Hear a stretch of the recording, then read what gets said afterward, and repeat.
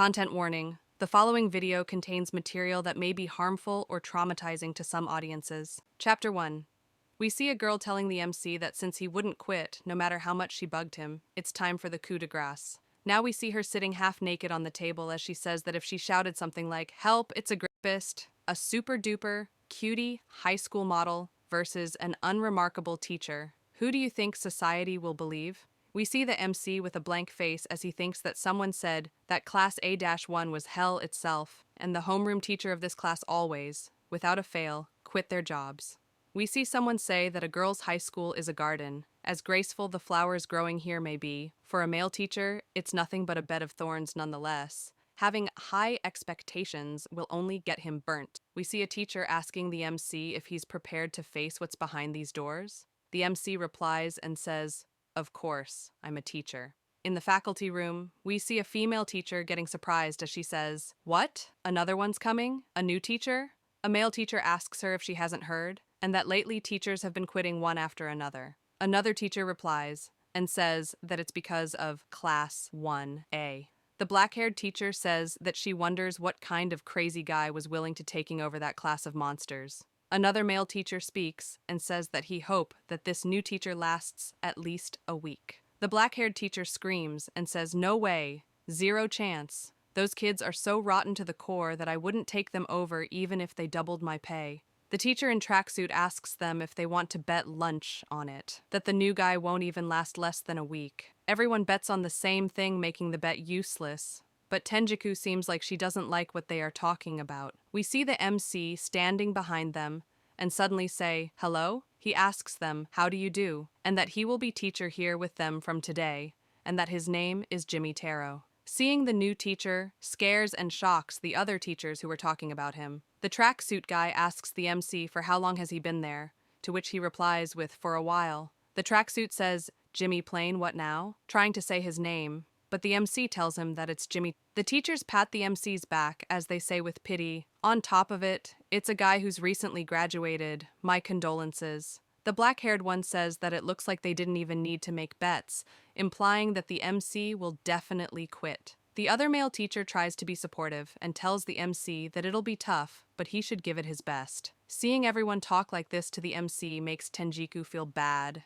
She gets concerned for the MC and tells him to not mind them, and that they're all just a bit on the edge because of the frequent changes in staff lately. Suddenly she gets surprised when she sees that the MC is not there anymore. The black-haired teacher says that the MC already headed over to his homeroom. Tenjiku gets surprised as she says, "Isn't he eager? There's still over 10 minutes until homeroom." The female teacher replies and says, "Silly indeed. Way too eager too, who's just here to fill in. I suppose he doesn't know what he's in for." As we see the MC making his way to the classroom, she continues and says that he's up against 1A, the class of hell. She hopes that he won't start his new job by falling victim to them. She says that despite the graceful and delicate flowers lining up here, this garden is a bed of thorns. We see the MC standing in front of his classroom. He looks at his watch. He is waiting for the exact minute for the homeroom to start. While he waits, we can hear the students in the class say, "Didn't you hear? We're getting a new homeroom teacher today." Another replies and says, "Again? How many does that make now?" Another one asks her if she really cares about it though, and that he's gonna quit anyway soon. Now we see the MC writing his name on the board, and suddenly introduce himself to everyone and say that he'll be their homeroom teacher. All the girls get surprised and scream, "When did he come inside? He's so unremarkable I didn't even notice him." The MC says that he specializes in subjects related to mathematics and that it's nice to meet them all. A girl says the MC's name wrong, which the MC corrects her. Everyone says, "You're kidding? That's the new homeroom teacher. He's the most boring out of them all so far. Doesn't he look a bit edgy?" The MC tells them to please settle down, but he gets ignored. Suddenly, someone screams and tells everyone to settle down. The class goes silent as we see a girl stand up and say that she knows that everyone is excited because they have a new teacher, but if they have something to say, they should raise their hand and tell it to the teacher himself. She smiles at the MC and asks, "Right, Mr. Boring?" The MC stays calm and tells her that it was a commendable attitude and tells her that his name is Jimmy. The girl laughs and apologizes to him and raises her hand as she says that she has a question for him. She suddenly gets a villainous smile on her face as she asks the MC if he's a virgin. The entire class goes silent. The girls look at each other and suddenly start to laugh. Everyone starts speaking again as they say things like, "Come on, don't be like that." It's so obvious at first glance. Do you think anyone would give this uber lame-o any attention, and that he's totally a virgin? The MC confidently tells them, "Yes, I am. I'm a virgin for life and a teacher for life." Hearing him say this without getting flustered surprises the girl. The girls repeat what he said and wonder if he meant that his job is his lover. They think that it's very sad and that there's just no one who'd take him. The MC asks the girl if she has any more questions as he tells her name and attendance number. Hearing him say her name surprises her. She comes near him, acting all cute, and says, "Wowzers! You already remember Momo's name. Good boy. Just what I'd expect from someone who gave up his private life to be a teacher." She laughs and says that she was just kidding and that it isn't actually strange that he knows her, as Momo is a famous super-duper cutie after all. She continues and says all her details and that she is a famous high school model working for the trendiest magazine called Heaven Teen. Suddenly she looks disgusted at the MC and tells him that she can't stomach a creepy teacher like him. She smiles and picks up the attendance book and says, "If you got that, why don't you just quit?" and throws it into the trash and calls him Mr. Boring again. Now we see Tenjiku look at something.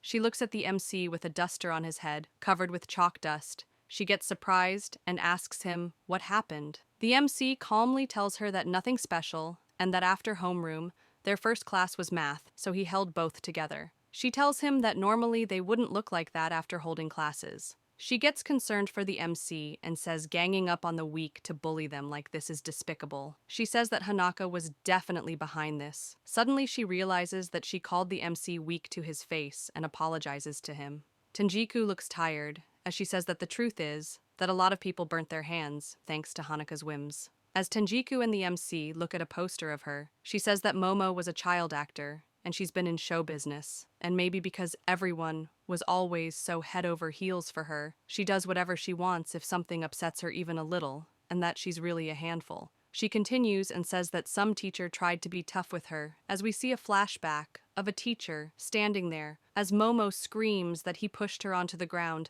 and that's corporal punishment. We see her saying that her body is a tool for work, and what if she got a serious injury? She uses this against the previous teacher and threatens to press charges against him if he doesn't quit. In the present, we see Tenjiku say that because of that, the school had no choice but to fire him, and that she's a celebrity too. And as a private school, trouble like that wouldn't sit well. After that, it's been one teacher after another, quitting because of harassment. She suddenly gets awkward and tells him that she's sorry and that she shouldn't be talking like this on his first day. To cheer him up, she asks if he wants to go out for drinks and that they can have his welcome party that way too. Suddenly, the MC tells her that he's not going. Hearing this surprises her. He tells her that the responsibility of a teacher don't include that, as he recalls. He tells her that a teacher is someone who educates and guides students at school. His contract doesn't include anything outside of the responsibilities of a teacher. She looks sad as she thinks that this almost sounds like she's getting dumped. As he's going, he tells her that he has to prepare for his next class, so he'll see her later, and thanks her for the handkerchief. Hearing him say her name makes Tenjiku wonder if she ever introduced herself to the MC. Now in the class, we see Momo seeing the MC and looking all confused. She points at him and asks him why the hell is he here, and that their next class is physics, but he's a math teacher. The MC replies and tells her that he did say subject relating to mathematics. He has a teacher's license in multiple subjects. From today, this class will be special as he will be taking over and teaching multiple subjects here. Hearing this makes all the girls surprised, while Momo says that their grades will mostly depend on his evaluations now. People start saying that it's unfair. The MC tells them that he will only be fulfilling his responsibilities as a teacher and nothing else. However, if their grades are unsatisfactory, they might have to repeat a year. Hearing him say this makes the girls worried. He turns around and starts the class and telling everyone to open their books to page 34. Suddenly, something splashes on him. We see that it's Momo with a box of juice in her hand and smiling. She apologizes to the MC with no sincerity and tells him that her hand slipped. The MC calls her name, but before he can say anything, she tells him if that made him angry and if he wants to hit her. She smiles and tells him to go ahead and try it, but if he does that, he'll be fired in an instant.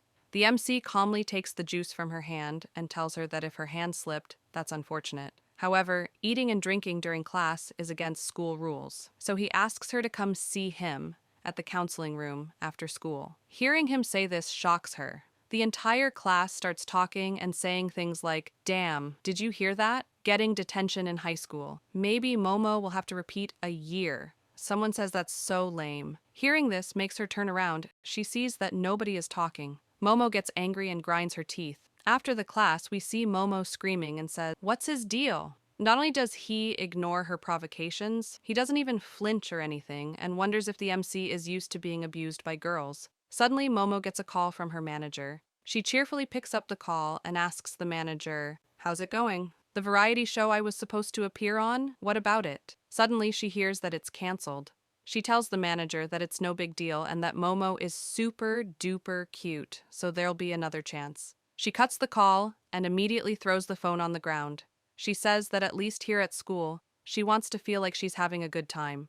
Now we see the MC looking at his watch as he stands in front of the counseling room. The second he opens the door, we hear Momo say, "Aren't you late, Mr. Boring?" Inviting a girl and then making her wait is such a virgin thing to do, as we see that she's sitting on the table, fully exposed and smiling. The MC tells her that he came right on time and asks her why did she remove her clothes. She smiles and says that she decided to throw a bone and take his V-card, but immediately says that she's kidding. She tells him that since he wouldn't quit no matter how much she bugged him, it's time for the coup de grace. She asks him what would happen if she shouted something like, "Help, it's a rapist." She continues and asks him, who would the society believe? A super-duper high school model versus an unremarkable teacher, as she smugly smiles. The MC understands what she's trying to do and tells her that she wishes to fake an attack to get him to resign. Seeing that he got her plan, she says, "Bingo." He removes his tie as he says, "To be honest, only a third-rate teacher would answer a student's provocations, but this is something I can't overlook." He rips his shirt as he calls her attendance number and name. He tells her that it's time to educate her.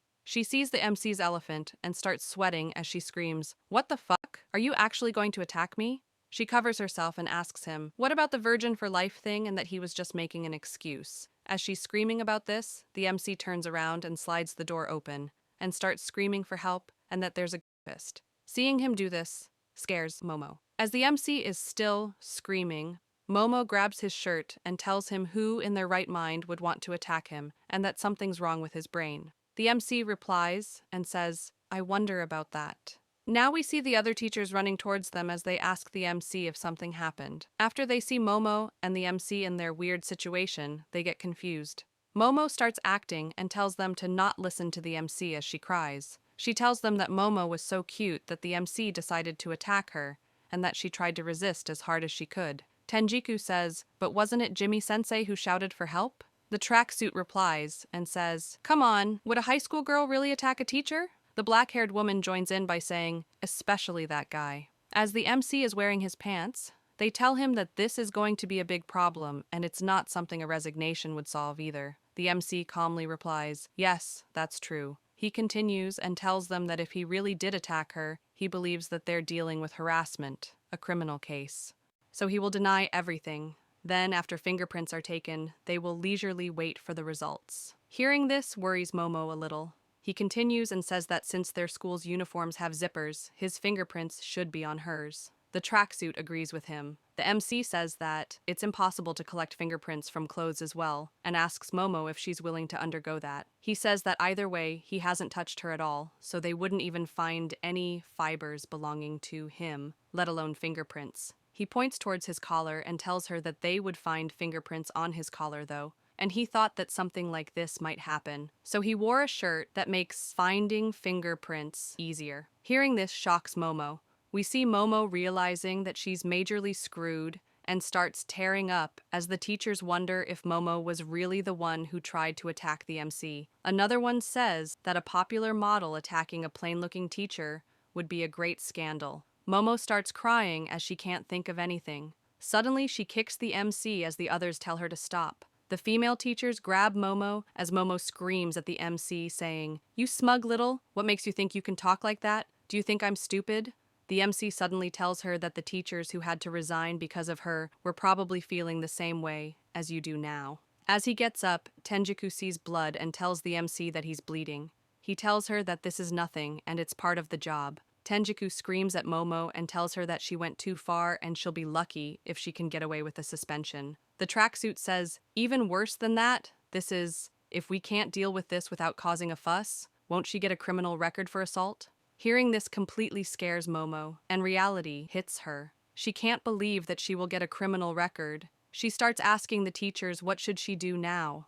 Momo calls the MC and gets on her knees as she begs him for forgiveness and tells him that she'll do anything and that she'll be a good girl from now on. She continues and says, I'm sure the school wouldn't want to get the police involved, right? The MC says, you did say you'd do anything, in which case there is one thing you must take to heart from now on. He smiles at her and tells her that this is the garden that nurtures her, and she's a blooming flower. She should be pure of heart and have a wonderful, fulfilling school life. Seeing the MC react like this shocks the other teachers. They freeze as they say, that's it?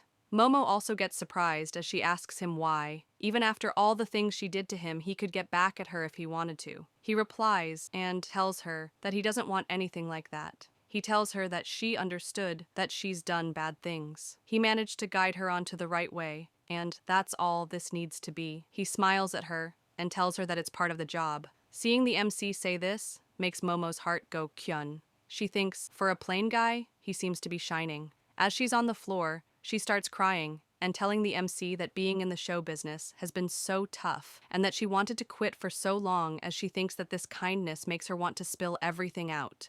She cries harder and tells him that she might say that she's a popular model, but she's actually not a big deal. She can't make it on TV either, each and every day. It made her frustrated, so she tells him that she's sorry for raking it out on him. Tenjiku tells her that it's fine, and as long as she understands. But suddenly someone says, excuse me. We see that it's the MC looking at his watch and telling everyone that it's time, so he'll be taking a leave. Hearing this leaves everyone dumbfounded. The tracksuit tells the MC to hold up a bit and that they're dealing with his student. Tenjiku agrees with the tracksuit and tells the MC that he just spoke like a perfect teacher, so shouldn't he at least listen to Momo until the end? Hearing this makes the MC say, listen? Is that the responsibility of a teacher? Whether she quits show business or not, those have nothing to do with school life, do they? Hearing him change up so fast shocks everyone. He continues and tells them that it's fine to pursue activities that the school allows, but he'd rather not get involved in any troubles or responsibilities that go over the bounds of his job description, and that it's not in his contract. He tells Momo that he can't be her father nor her manager. Hearing this absolutely shocks Momo. The MC tells them that he's a virgin for life, teacher for life. He tells everyone goodbye and walks away like nothing happened. The teachers are still in shock and disbelief that he's actually going home. No blood, no tears. Momo wipes her tears and smiles as she calls the MC's name and says that he really sucks and he's a total virgin. The teachers discuss how the MC knows everyone's name without them introducing themselves, while Momo stands there being angry. A teacher says that the MC has teacher's licenses for multiple subjects, and as far as they've heard, he has 3 or 4 maybe. Hearing this shocks the others as they ask how old is he now, and didn't he just graduate? We see a girl standing behind a wall and seeing everything which went down. Now we see some other girls talking about Momo as they write something on the board. One girl mocks Momo for saying that being in showbiz is tough, as another says that she exploded like that and then did a 180. Good for her. Another one says that they can't rely on some idiot who's only good for her looks after all, while the last one says that if Momo sees something like this tomorrow, she might stop coming to school. One of them says, that's fine, isn't it? Both the virgin teacher and her, let's make them completely disappear from our sights. We see that these 4 girls have written horrible things about Momo and the MC on the board. They see their drawing as one of them says, welcome, Mr. Boring, to class 1 freaking A. Chapter 2. We see the teachers in the staff room talking. One of them asks the others if they heard about what happened yesterday. A female teacher replies and says, about how that Momo pounded Jimmy-sensei. You gotta be kidding me, that plain teacher couldn't have. Before they can finish, suddenly someone slams the door open. We see that it's Tenjiku panicking and tells the MC that something's happened and tells him to please come to class 1A immediately. We see Tenjiku explain that there are 5 boss monster in class 1A As the MC is going up the stairs to his class, Tenjiku calls him and asks him if he knows why those problem children have never been dealt with. She says things like donations and connections, in other words, adult problems. They aren't just problem children, these girls. Amidst them, some of them are the chosen ones. Now we see some girls look at someone in admiration.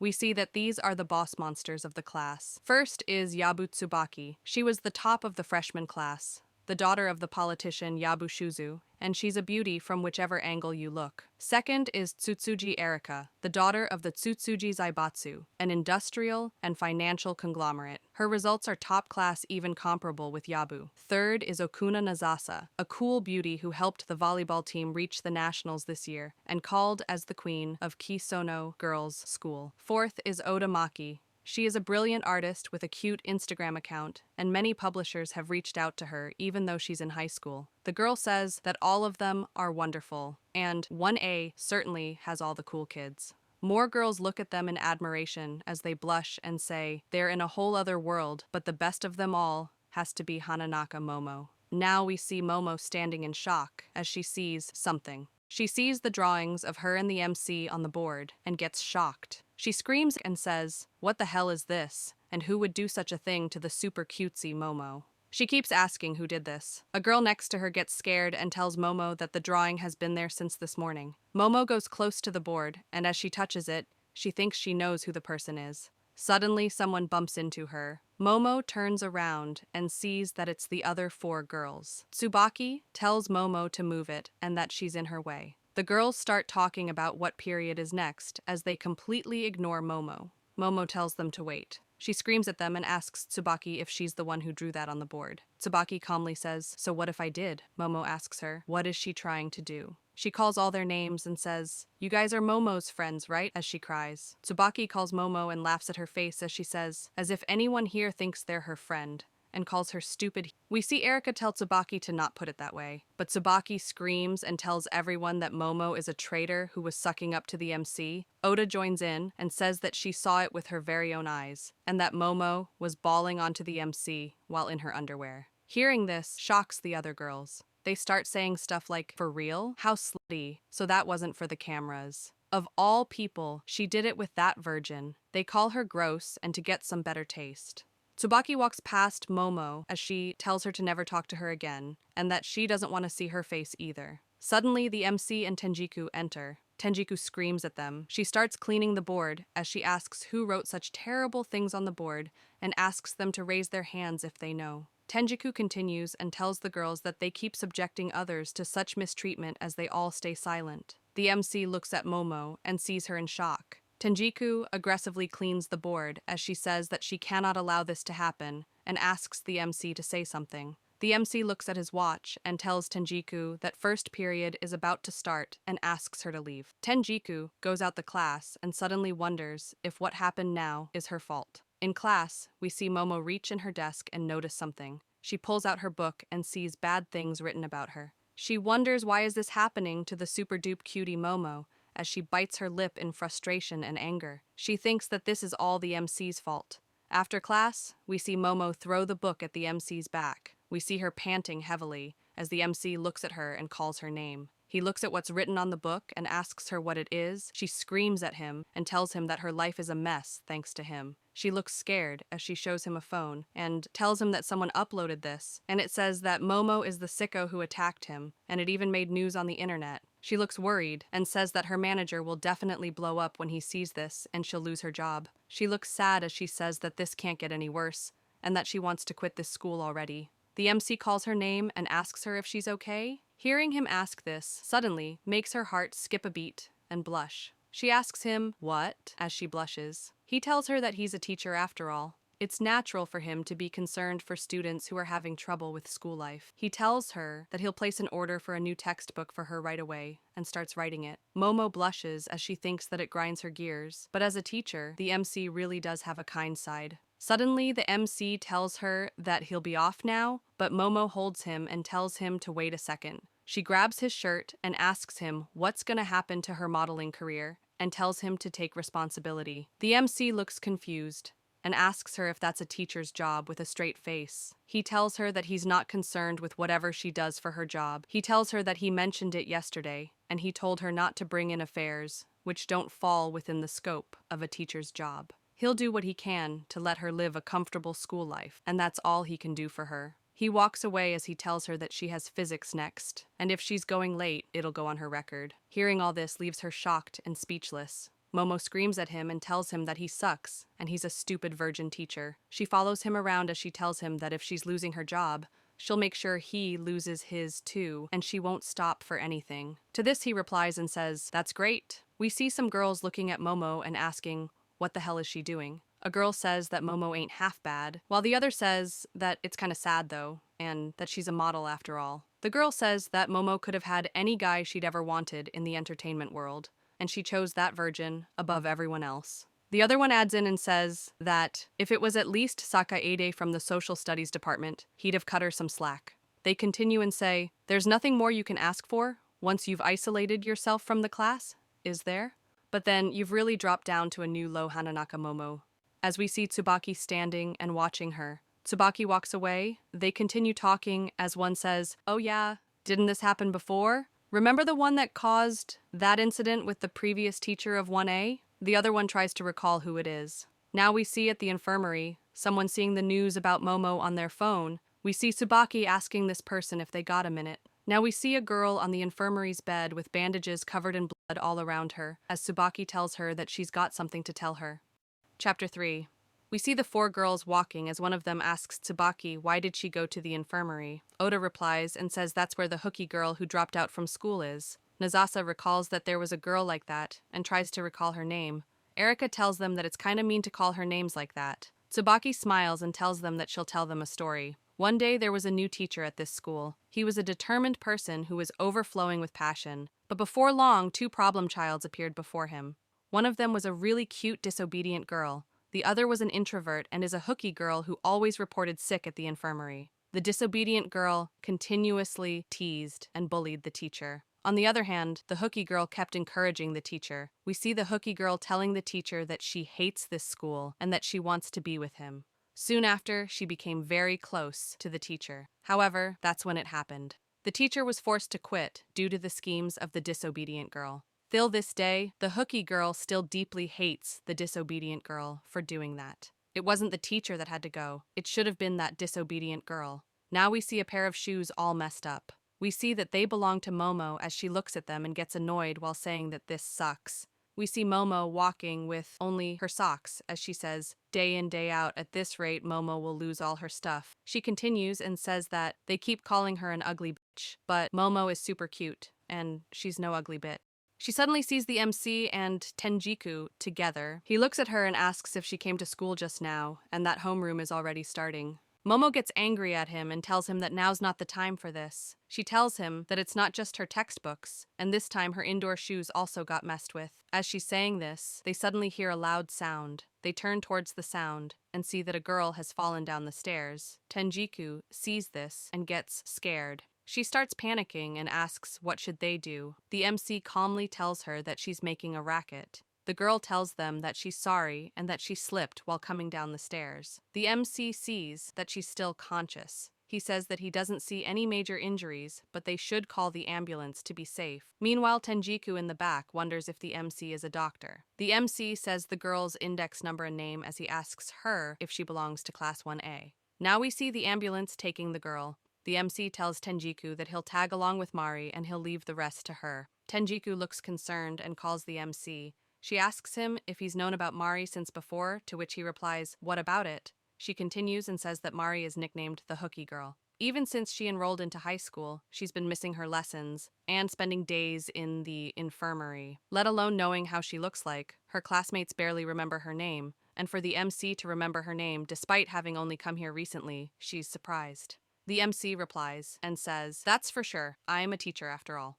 He gets in the ambulance and goes off. We see Momo hearing everything as she realizes that Mari is in their class. Suddenly, she remembers that she forgot to mention about her indoor shoes and wonders what to do now. She sighs and says that she should go borrow some slipper. In the hospital, we see the MC asking Mari if she's feeling better. He tells her that thankfully, aside from a sprained left ankle, there's nothing else wrong with her. Suddenly, Mari calls the MC and suddenly hugs him as she thanks him. She tells him that she has a frail body and she couldn't get to know her class. Nobody knows about her, and all they address her by is hey, if not you. She continues and says that it's been a long time since someone called her by name and she's really glad. As we see bandages on her hand, she asks the MC, "You won't just quit like that, right, Sensei? You won't leave me alone, right?" She smiles at him and asks him if she can believe in him. She continues and tells him to not abandon her. Now, back at the school, we see Momo scream as she sees her table is scribbled with horrible stuff and ask what happened to her table. Momo tries to scrub the writing, but it won't come off. The four girls smiles at her pain as they look at her struggle. We see Momo's lunch also get thrown in the trash, and more of her books ruined. We see the black-haired teacher asking Momo if she forgot to bring all her English materials. As she looks at the other girls giggle, Momo tells the teacher that it's not her fault, but the teacher tells her no excuses from her and that she can't get by in this world just by being cute. Momo starts to cry and screams at the teacher telling her that it's not her fault and calls her a noisy hag. Hearing Momo call her a hag shocks the teacher. Now we see Momo going to her locker as she looks pissed and thinks that no matter who it is, they all don't listen to what Momo has to say. As she's thinking that she's hungry now and this all sucks, she opens her locker. She sees that her gym clothes are torn and messed with and gets shocked. She turns around and screams, "Who's responsible for this? Give me a break already. If you thought that the ultra-cute Momo would let you get away with this." As she's saying this, Oda splashes a drink on her as she smiles. Seeing this shocks Momo. We see Oda and Nazasa look at her and giggle as Oda sarcastically say that she's sorry and that she lost her grip. Momo stands there drenched in the juice as the girls make fun of her and how she doesn't have any more clothes now. Tsubaki says that maybe if she cries for help, the virgin sensei will come running to save her. Oda tells her that he's not Doraemon anyway as she laughs. Momo stands there and questions if they really had to take it this far. Suddenly she remembers that she did the same thing to the MC. She says that she's getting the same treatment as the teachers now, and it's pretty harsh to taste one's own medicine. As she's changing her clothes, she sees "ugly bitch" written in her locker. The MC sees the girls walk out of the locker room as they laugh about Momo. Suddenly Momo walks out screaming that she is not an ugly bitch and that she's super cute, but she runs into the MC and slips and falls.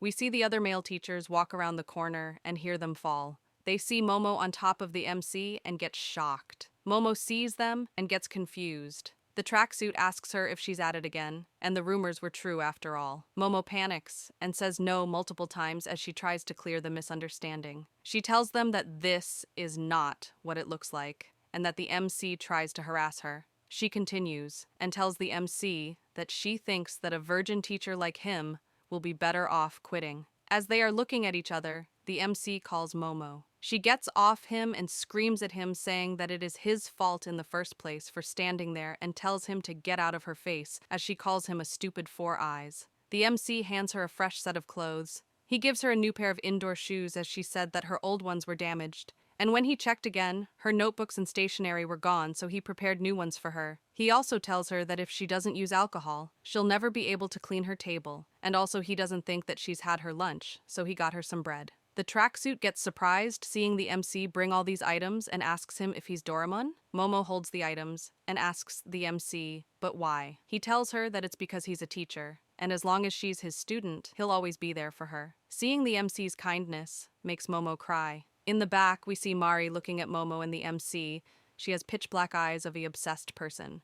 Now we see Tsubaki in the gym talking about the story from the morning and saying that there's actually more to it. She tells them that after he quit being a teacher, he suffered psychological damage and was admitted into a mental hospital. Nazasa gets surprised and says, "Huh? How mentally weak? Would someone normally get admitted to hospital after quitting because they got bullied by Momo?" Oda adds in and says that he's a loser, and it did indeed feel like the previous teacher was in sort of dreamy state as she smiles, while Erika says that everyone has their limits though. Tsubaki replies and says, "Nope. The one who dealt the real damage wasn't the disobedient girl." Now we see splatters on the ground. Momo and the MC turn around as someone calls for the MC. We see that it's Mari telling the MC, "Please don't leave me behind, Jimmy-sensei," as she hurts herself. Chapter 4, the teachers see Mari hurting herself and scream, "What the hell? The MC has a blank expression while Momo looks shocked. The teachers scream at her as they say, "Banri-san, what have you done?"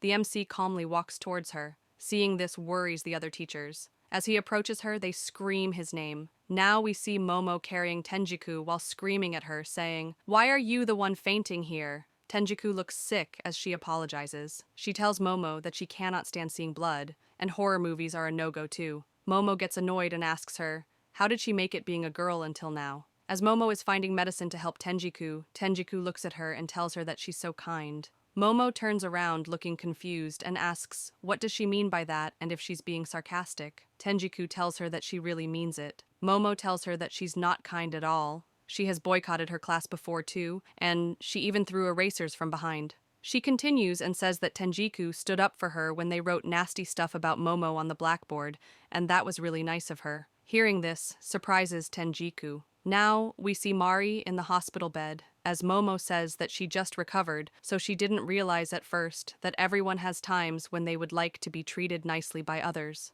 We see Mari thinking about her past. As she sits in the class, her classmates don't even know who she is and make fun of her. When she tells her parents that she can't get along with her class, we see the parents tell her that they are busy and ask her to not bother them with her problems. Now we see her smile for the first time as she talks to the previous teacher. She remembers having fun with him. She puts her hand up in the air as if she's reaching for something and says, "Sensei." Now we see a teacher named Hiragi scream at the MC and say that she heard all about the incident and how he handled the student with the knife. The MC looks at her with a blank expression. She continues to scream and asks, "What if things took a wrong turn there? As yearhead, I too have to take responsibility, you know." She says that thankfully Akashi and Sakaede were around too, but they both stop her and tell her that they didn't have a part to play in it. Instead, the MC immediately took away the knife from Mari, which surprised them. She says that she could have lost control and stabbed herself there and then at worst, and that girl is one real problem child. Sakaede tells her that Mari once went all the way to the previous teacher's house and hurt herself in the same way while yelling, "I'll end myself here and now." Hearing this scares Hiragi. Akashi remembers the incident and awkwardly tries to recall the name of the previous teacher. The black-haired teacher replies and says, "If I'm not wrong, that gave him a nervous breakdown." The MC intervenes and says that Mari won't die. Hearing this confuses the teachers. The MC continues and says that it was just a bluff and the fall down the stairs this morning was most likely all an act. Hearing this angers Akashi. He tells the MC that he's terrible and only the victim herself can prove that, and not him. The MC calmly tells him, "It's pretty obvious once you see it. That's because I'm a teacher after all." The MC takes his bag, and as he walks out, he tells them that it's about time, so he'll excuse himself. Hiragi tries to tell him that she's not done yet, but the MC tells her that today's work hours are over and walks away. The other teachers see this and don't know how to react. Suddenly, the black-haired teacher tells them that Mari is one lucky girl because she got put in a hospital as a result. Her guardian told them to do so they have no choice. She won't be there for long anyway, and she'll recover pretty soon. Now we see a nurse getting shocked and run. As the teacher says, as long as no more problems crop up, that'll be great. We see that Mari is not in her bed, and the nurse screaming for the doctor. We see Mari walking in bare feet on the road as she tries to find Sensei. The next day, we see someone running in the school as they panic. We see that it's Tenjiku. She opens the staff room door as she says, "This is bad, Jimmy-sensei." Akashi tells her that the MC is not here yet, while Sakaede tells her that the MC isn't in charge of any clubs either, so she has to come at precisely the right time to catch him. Hearing this annoys her. As she's telling the teachers that this is really bad, we see Momo overhear them. Tenjiku continues and says that it looks like Mari has managed to slip out of the hospital last night. Hearing this shocks Momo. Outside the school, we see the students looking up in the sky in shock. We see that Mari is on the top of the school building as her eyes are pitch black again. The teachers rush outside as they wonder if she's planning to jump off. Akashi says, "Now look what happened. What, she won't die, you greenhorn teacher." We see the black-haired teacher screaming and telling Mari to come down at once. Suddenly, we see Momo and Tenjiku on the rooftop. Seeing them confuses Mari. She stands at the edge and says, "Why is it not Jimmy-sensei that had to come?" With pitch-black eyes, she says that he promised her that he won't leave her behind. She's been looking for him all night. If only she had known where he lived. She searched around all night because she didn't know. As she's saying these, Tenjiku thinks that he'll be back on time for sure. Momo hears all this and tells Mari that she doesn't know much about her, but Momo is here to listen to her troubles. Momo smiles and says that she's off work now, so she's free, and Momo has a lot of her own going right now, so she kinda gets how Mari is feeling right now. Hearing this angers Mari. She screams and tells her to not bunch them together. Mari calls Momo a spoilt brat, and she lives life however she likes, and tells her to not pretend like she knows everything just because she's gained a little independence. She continues and says that Momo is the one who made Suzuki-sensei quit. We see Mari bawling her eyes out as she says that all she had was sensei. Momo feels bad and tells her that she's sorry. Hearing this surprises Mari. Momo walks closer to her and tells her that she has finally realized how many bad things she has done so far. She says that all teachers are annoying, and honestly speaking, if she asks her now, she won't remember a teacher named Suzuki anymore. She continues and says, but if you remember that name, he must have been a very important and supportive teacher to you. However, Momo thinks that this way of doing it is annoying too. Hearing this confuses Mari. Momo tells Mari that hurting herself and jumping off buildings is the same standard of harassment that Momo has done. If she wanted to prove her point, there are better ways, and this is why Mari doesn't have any friends. Mari suddenly screams and tells Momo to shut up. She tells her that she's being a nuisance and asks her to not poke her nose in here. Hearing her say this pisses off Momo now. Momo tells her why does she have to do such a thing. Mari tells her that Momo is a big bother for butting in between her and Sensei. Momo replies and says that she's super cutesy, so she's just being super attractive to others, and the jealousy from a gloomy person like Mari is really gross. Mari screams and tells Momo that she's a dummy with a bird brain. Tenjiku tries to calm down the situation, but Mari continues to speak, but suddenly her hand slips off the railing. Seeing this shocks Momo. Momo screams Mari's name and tries to reach her, but she can't. Suddenly, we see the MC jump over the railing out of nowhere to grab Mari. He grabs Mari and dives into a tree. Seeing this scares everyone. We see the MC say, that was a close call, as we see him grabbing on to Mari with one hand and a tree branch with the other. We see everyone telling the MC that they thought he died, while the others say that it's a miracle. The black-haired teacher asks him if he's all right and to not do rash things like this again. He replies to her and says that he'll head to the hospital later. Now he looks at Mari and asks her if she's injured. We see Mari in absolute shock as she can't believe that she almost really died. The MC tells her that he knows that she's not trying to stop existing. Hearing this confuses Mari. He tells her that she's right-handed, and that's why she purposely hurt herself lightly many times on her left hand. There will be lots of splatter, but it won't be fatal. If she really wanted to not exist, she would have used her strong hand to make deeper wounds. He asks her if she thought that he wasn't watching her. He smiles and tells her that he was watching every move, 'cause he's a teacher after all. He comes closer to her and says that he won't quit just like that, and as long as he's her teacher, he won't leave her behind. And that's why there's no need to do all this just to gain his favor. Seeing this makes her tear up like a child. She smiles with tears in her eyes and says, okay. Suddenly, the MC tells her that it's his private time during after hours and asks her to kindly respect that. He goes a few steps away and turns around and tells her to wear her uniform properly when coming to school. He goes a few steps further and tells her to not be late for class. Seeing the MC being so casual confuses Mari. Tenjiku watches the MC go and thinks that he dashed up onto the roof and left to save Mari without thinking twice. It's indeed a miracle that they were safe. One wrong step and they would have been dead meat. He didn't show the slightest hint of hesitation. She wonders who on earth is he? Chapter 5. We see Momo taking a shower. She thinks about how the MC jumped off the building to save Mari, and back then, Momo couldn't make a single move. She gets embarrassed and thinks about that virgin putting on airs and shoving it all in their faces, and gets annoyed at the feeling of defeat. She slams her hand and screams, "Really sucks." The next day, we see the MC teaching his class. He says, "For this graph, let me ask Banri-san." We see that Mari is finally attending her classes. As the MC calls her name, she gets happy and smiles. We see someone say that Mari actually stopped playing hooky and started coming to class. We see Akashi saying that this happened immediately after that incident occurred, and he thought that she'd be spending more time in the infirmary again. Sakaide says that it's not just Mari, but Momo too. She's really taking a beating on news sites and social media. Despite all that, she's still coming to school every day. He continues and says that usually they break down and shut themselves in and end up quitting school. The black-haired teacher agrees with him. We see Momo annoyed as she thinks that Momo was at fault too, but it was originally Marie's fault. Until she quits, Momo will never give up.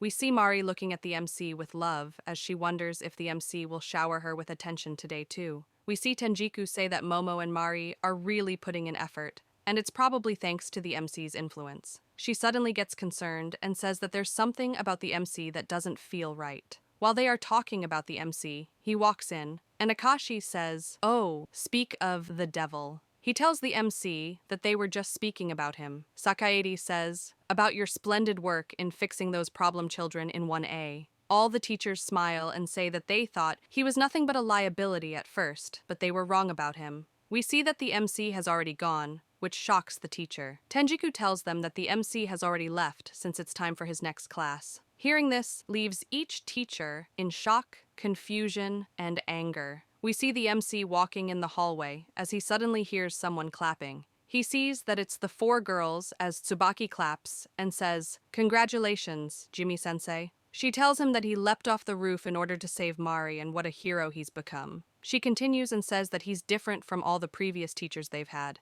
and it seems like he won't just run away and he's willing to face them. She never thought that Mari, who had never stepped out of the infirmary, would cause such a big ruckus, and asks, "Sensei, you've had it really rough too, right?" As she's saying this, the MC tells her that she really does know the facts well and says her index number and name. Hearing this wipes the smile off Tsubaki's face. He continues and says that, as she said, Mari didn't want to step out of the infirmary because she didn't want to anger a particular someone. Hearing this makes her say, "What are you talking about?" He tells her that Mari hates Momo for making Suzuki-sensei quit. After learning that the only people the newly independent Momo could rely on were the teachers, Mari thought that she had ended up in the same situation as earlier. By causing an incident and forcing him to quit, Momo would have been forced into a corner, like killing 2 birds with 1 stone. Suddenly, Erika tells him to wait a moment. She looks worried as she tells him that the way he's saying it, it's like Tsubaki is the one who did it. But before she could finish, he tells her, "It's not that I'm saying that Tsubaki is in the wrong," and calls her index number and name. Hearing this surprises her. He continues and says, "However, if such a person did commit such wrongs, this time's incident of Mari showing affection for me would have been a big misjudgment on my part. She might as well have told herself thoughtless things like, 'I'd rather be dead on the roof.'" As he adjusts his glasses, he says that he hopes that no harm comes to Momo and Mari. But suddenly Nazasa kicks the MC as she looks angry. Taking the kick sends the MC flying, and as he lands, his glasses fall down. Nazasa looks pissed as she tells him to stop shoving his one-sided thoughts in their faces and calls him a virgin. As he's on the floor, Nazasa tells him to not go around blaming people without any evidence and asks him who the hell does he think he is. He tells her that he's a teacher as he calls her name and index number. She replies and tells him that's exactly what she finds annoying about him as she steps on his head. She looks down on him as she's stepping on him and says that teachers are nobodies to them. She starts rubbing his head with her leg. She tells him that if he wants to put the blame on someone, he should show them some evidence, and the next time he utters nonsense like this. But suddenly, we see someone scream, "What do you girls think you're doing?" We see that it's Tenjiku running towards the MC as she asks him if he's okay. She looks at Nazasa and tries to say something, but Nazasa looks away and tells her that she doesn't know what happened and the MC just fell down on his own. We see Oda stepping on the MC's glasses as she laughs and says, "Are there men so pathetic that they'd get owned by girls like that?" The MC calls her name and index number as he tells her that she's stepping on his glasses. She sarcastically tells him that she's sorry and that she couldn't help it because he's so annoying.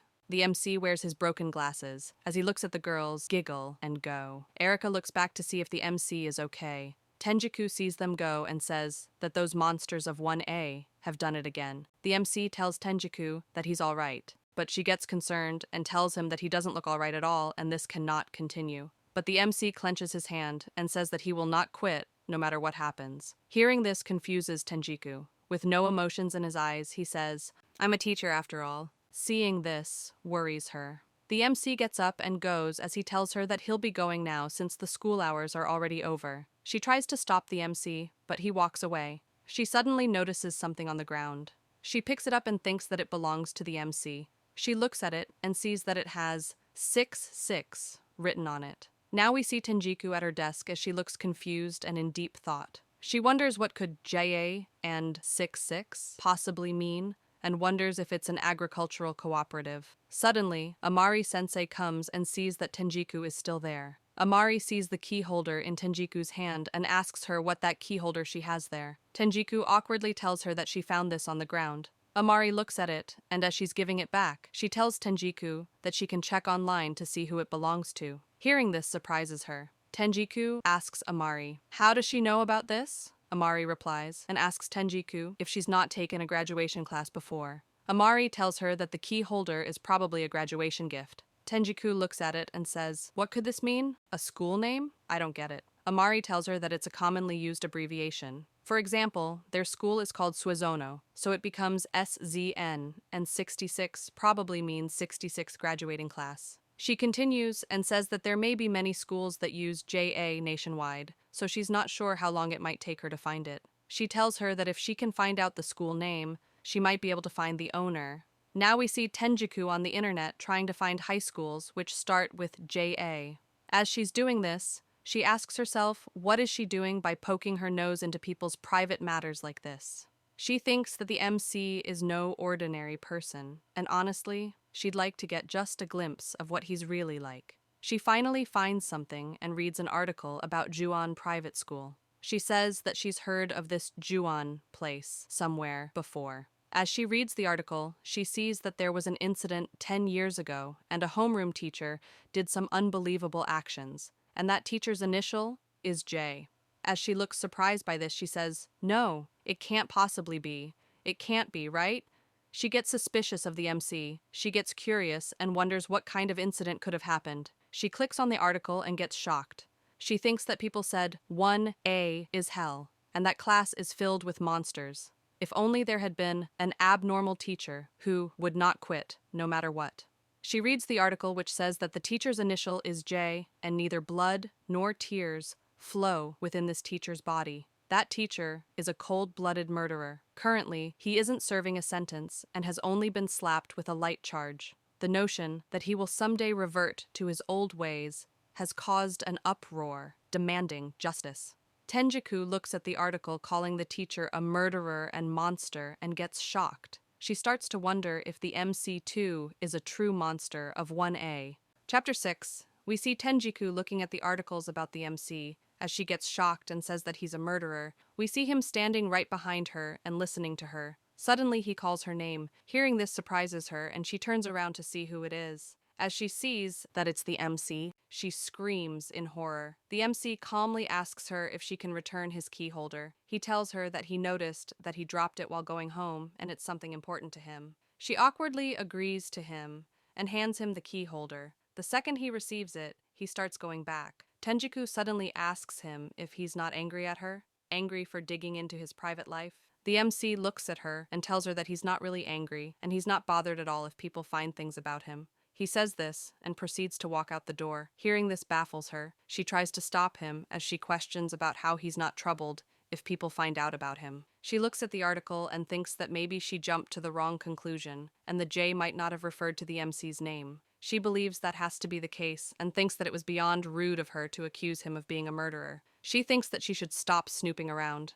Now we see the MC walking in the hallway. He takes a handkerchief out of his pocket, which is soaked in blood and dried out. He puts the key holder in the handkerchief and wraps it up and keeps it. The next day, we see the class is having a cooking class, and everyone will be making cupcakes. We see a bunch of beautifully decorated cupcakes. We see that it's made by Oda. The other girls gasp and say that they look so great, and the cupcakes she makes are so cute. They continue and say that they look like something they'd find on sale, and that Oda has good sense of food, completely different from those online foodies. Oda smugly replies and tells them that this is nothing. She tells them that she's not trying to brag or anything, but recently she helped design a fashion magazine. Hearing this surprises the other girls as they tell her that she's already a real pro out there. As she continues and says that she knows some editors, we see Momo getting frustrated. We see that she's frustrated at the fact that her cupcakes turned out terrible. Suddenly, Mari comes behind and looks at the cupcakes and says that it's amazing, and with a cheerful tone, she tells her that her cupcakes are awful. She tells her that's the skill of someone who got booted from a fashion magazine, all right,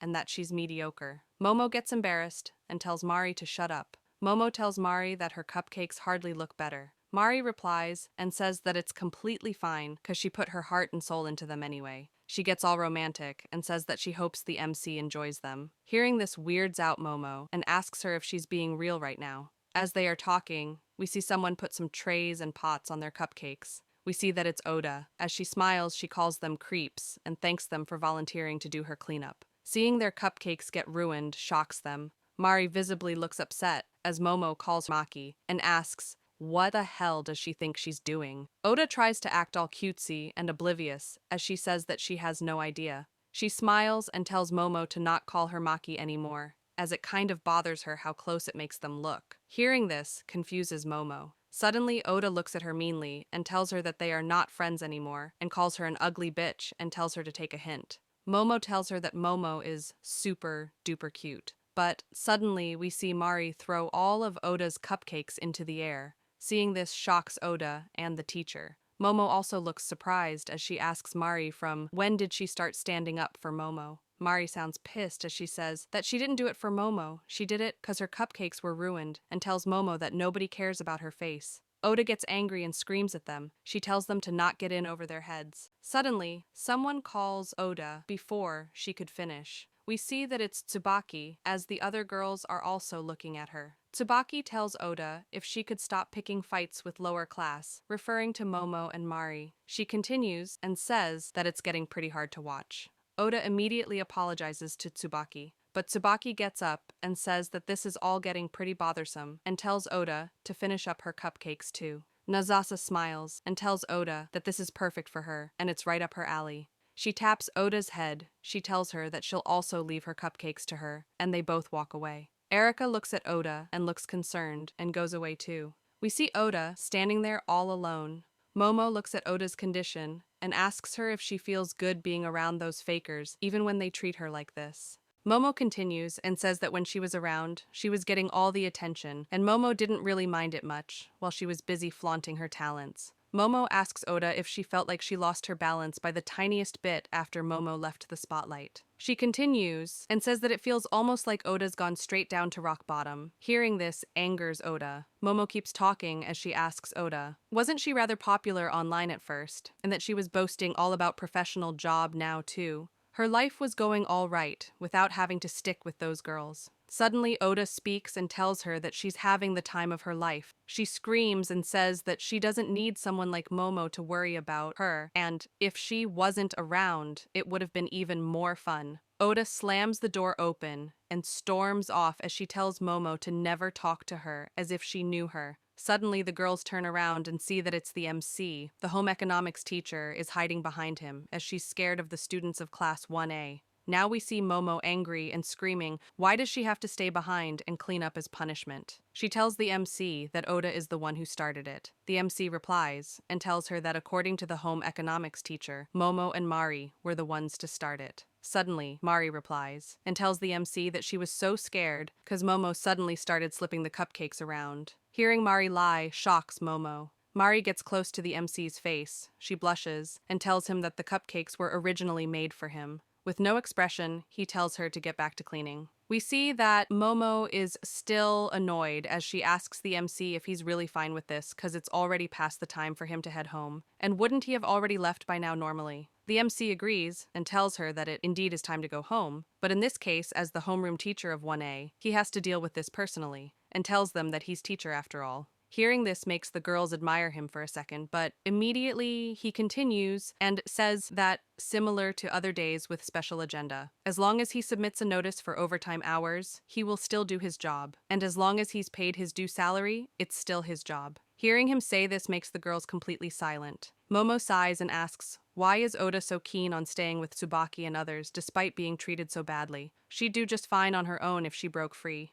Suddenly Mari speaks and says, girls being girls, for them to pick up their courage and say it's over is easier said than done. She asks Momo, hasn't she been alone from the start? Being called a loner indirectly makes Momo angry, as the girls are fighting. We see the MC looking at something on his laptop. We see that he's looking at the post about Momo with the blackboard picture, as he wonders what should he do now. Now we see Oda in her room as she types on her laptop. She says, just because I got stuck with those low-class creep today, and right now she's nothing, and she has no right to order her around. Now we see that it's Oda who's posted the picture of the board and accusing Momo. She looks at it and says that Momo is a stubborn bitch and that she's getting on her nerves. We see all the comments made by Oda about Momo using fake accounts. She gets frustrated and says that she doesn't care if Momo is a model or what, and asks who the hell does she think she is. She tells herself that she's the one with the better sense here. Now she smiles and says that Momo's super cutesy face is probably the result of plastic surgery, and everyone online thinks so too. Just because she thinks that she's on a roll, she thinks that she can get carried away. Oda continues and says that this is her punishment, and Momo's presence alone is already annoying as hell. Oda starts to think, as she says, that in order to put Momo down for good, she needs a little bit more. Suddenly, she gets a cunning smile and says that she just thought of something splendid. This time, the MC can't come to her rescue, and she'll end Momo once and for all, and make sure that she will never recover. Oda giggles and says that she'll take control of Momo's life from here on out. Chapter 7.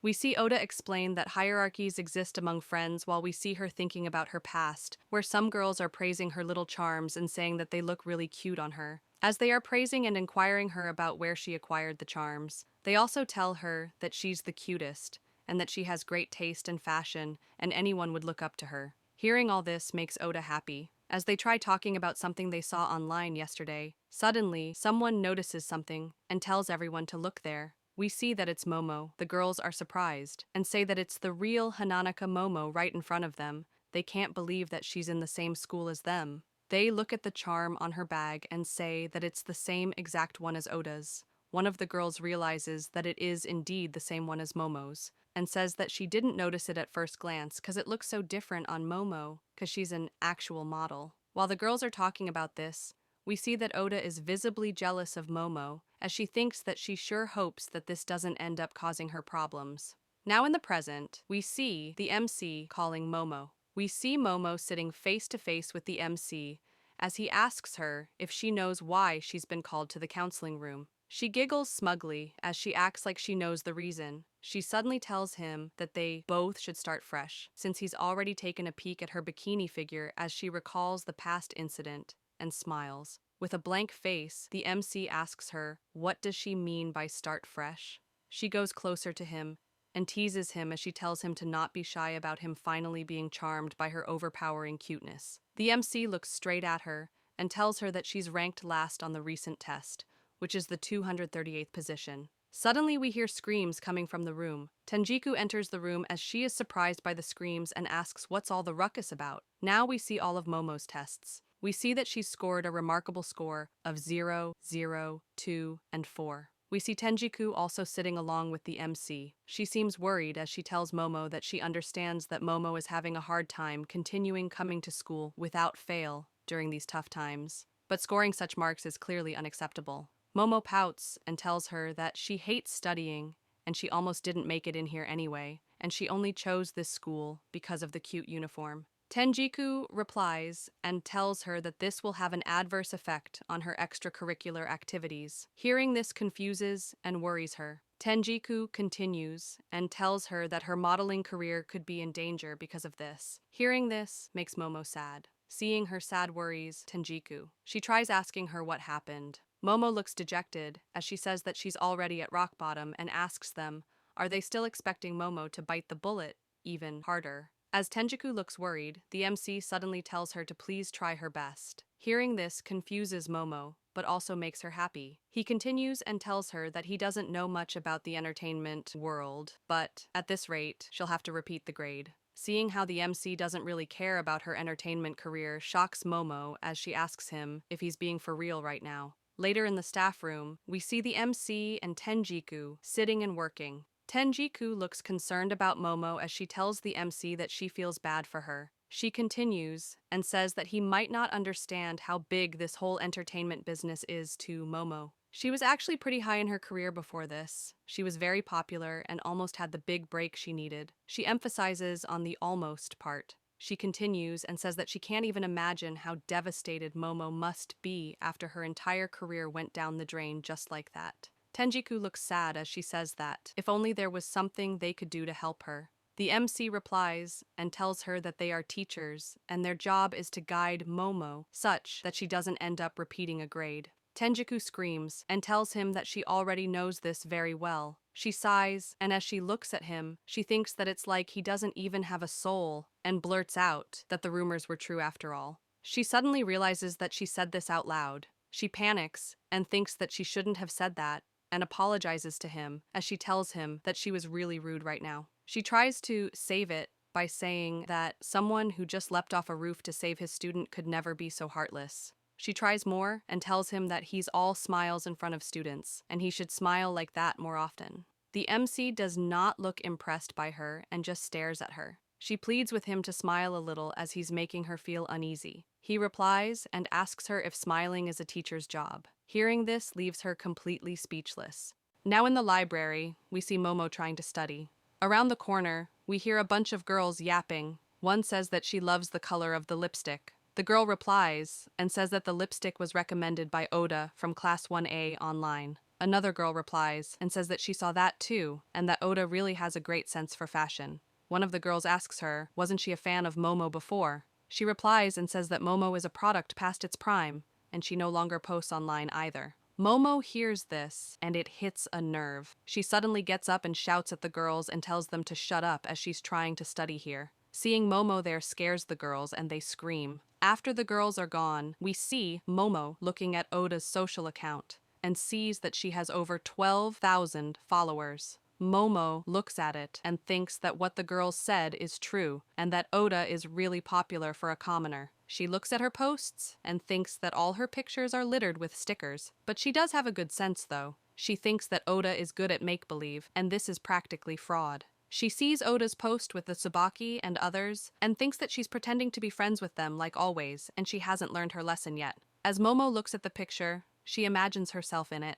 She gets sad as she thinks that, in the end, not a single one of those girls turned out to be Momo's true friend. Suddenly, we see Mari scream at Momo and ask her, didn't she say that she was going to study, and tells her to go somewhere else if she's not studying. Hearing Mari reminds Momo of her horrible grades, she says that she doesn't want to repeat a grade either, and the modeling world is waiting for Momo's grand comeback, so she has to work hard. Suddenly, Momo sees a comment under Oda's post saying that Oda is cuter than Momo. Seeing this makes Momo cry. She takes her phone and shows it to Mari as she cries and asks her who does she think is cuter, and persuades Mari to say that it has to be Momo. Mari gets annoyed at this and tells Momo that neither of them are cute. Mari looks at Momo's phone and questions about Oda being a high school fashion queen and says that she has no idea what she's up to. But regardless of how popular she is online, she's only at the tip of the iceberg. She tells Momo that Momo has 10 times as many followers as her, and she doesn't need to worry. Hearing this makes Momo happy, and she thanks Mari. Mari smiles and tells her that it's nothing.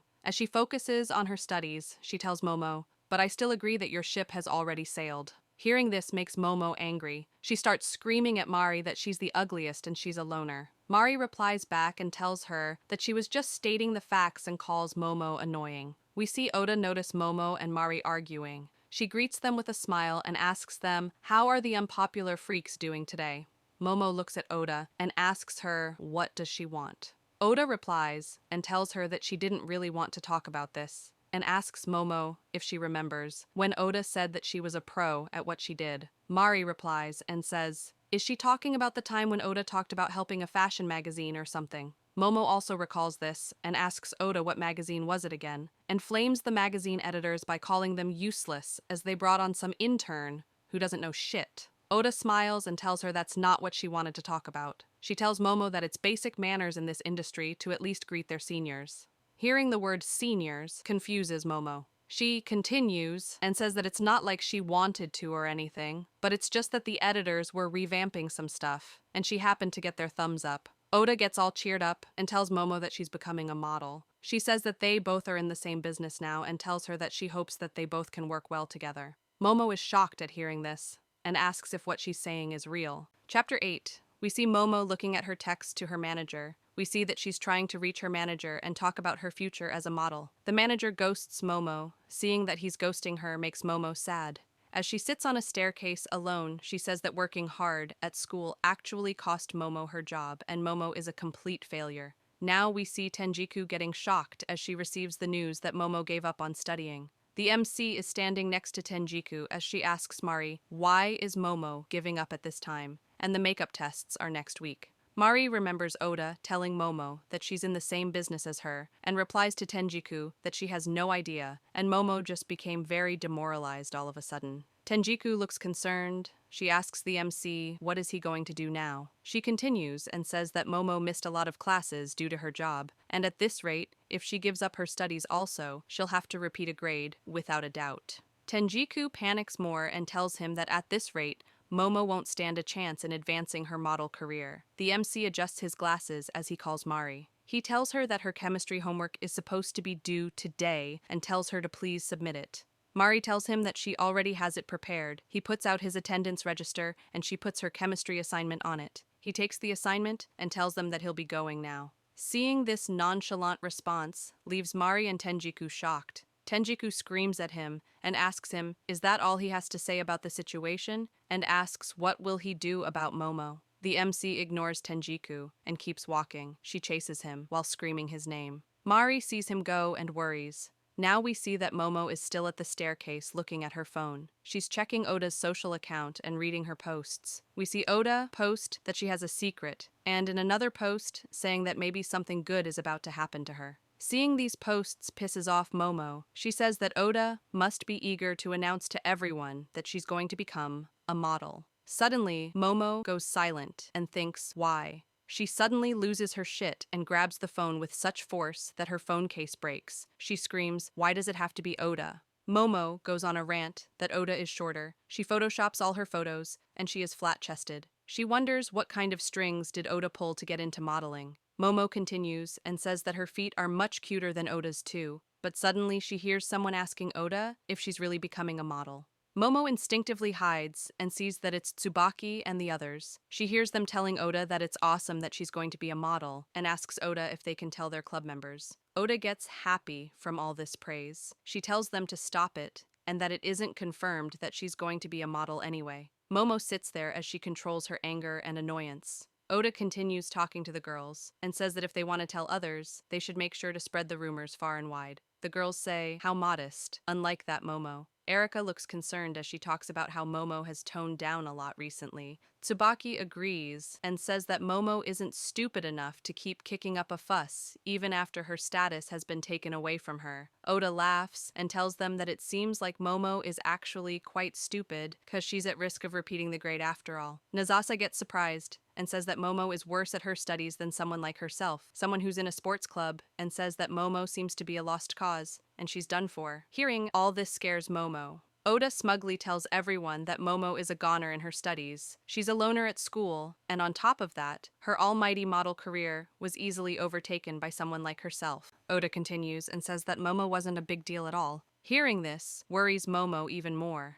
Oda is still yapping as she says that she's still a beginner in the industry, and all she had to do was put in a little effort, and she's already on par with Momo. Nazasa smiles and tells Oda that she shouldn't be too complacent. When things get hectic, she too came close to repeating a grade, just like Momo. Oda takes offense to this and tells Nazasa that she's not as stupid as they think she is. She continues and says that Tsubaki and the rest aren't that bright either, and at least she's above average in terms of test results. Momo hears all this, and her spirit gets broken. She thinks that she's really done for this time. Later, we see Momo thinking that it sucks to not be able to defend herself as she looks at a magazine. She takes a closer look at it and gets shocked. She sees that it's Oda on the cover page, and thinks that Oda is already on the cover page. She thinks about the past and wonders how she was the one on the cover page a while ago. She starts telling herself that she's super cute. She keeps repeating it more and more, and every time she thinks that, she gets sadder and sadder. Now we see Momo barge into the chemistry room where the MC is, as she looks annoyed and pissed.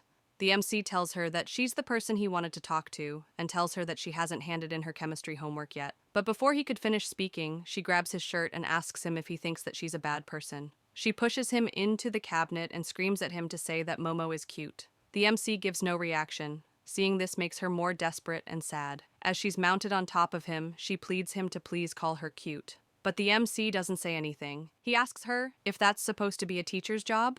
Suddenly, out of nowhere, she starts removing her shirt. The MC remains calm and tries to tell her that she still hasn't learnt her lesson yet. But once again, she doesn't let him speak. She screams at him and tells him that if he doesn't say that she's cute, she'll make him lose his job for sure this time. She tells him that it's for real this time. With desperation and tears in her eyes, she tells him that she'll make sure that he will say that she's cute till he runs out of breath and tries to tempt him with her virginity in exchange for him saying that she's cute. She suddenly removes her bra. She pushes herself more onto him. She starts removing everything as she tells him that even someone like him shouldn't be able to resist what's right in front of him. She loses her mind as she goes full commando and tells him that she might as well lose it all anyway and might as well take him down with her. The MC has a face of despair as he looks at her commando. We see Momo still on top of the MC as she's full commando now and waiting for his response. He apologizes to her and tells her that he's unable to reciprocate her feelings and that this isn't working out. She asks him if he feels nothing, even if she went commando and risked her life for this. He replies and says, unfortunately, no. She gets sad and sits in a corner while still being commando. He walks away as he tells her to please put some clothes on and tells her to know her limits, even if she's running out of her tricks.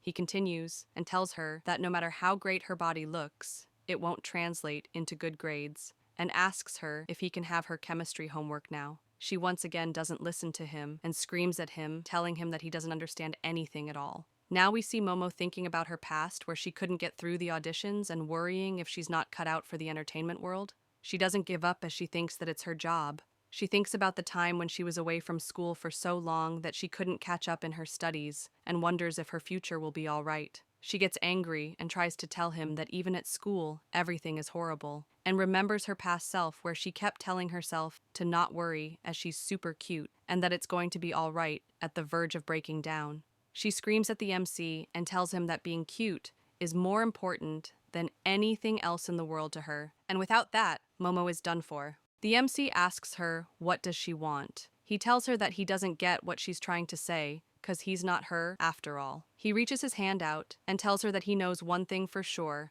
and tells her to hand over her chemistry homework with a straight face, and tells her that if she doesn't, her efforts will really be all for nothing.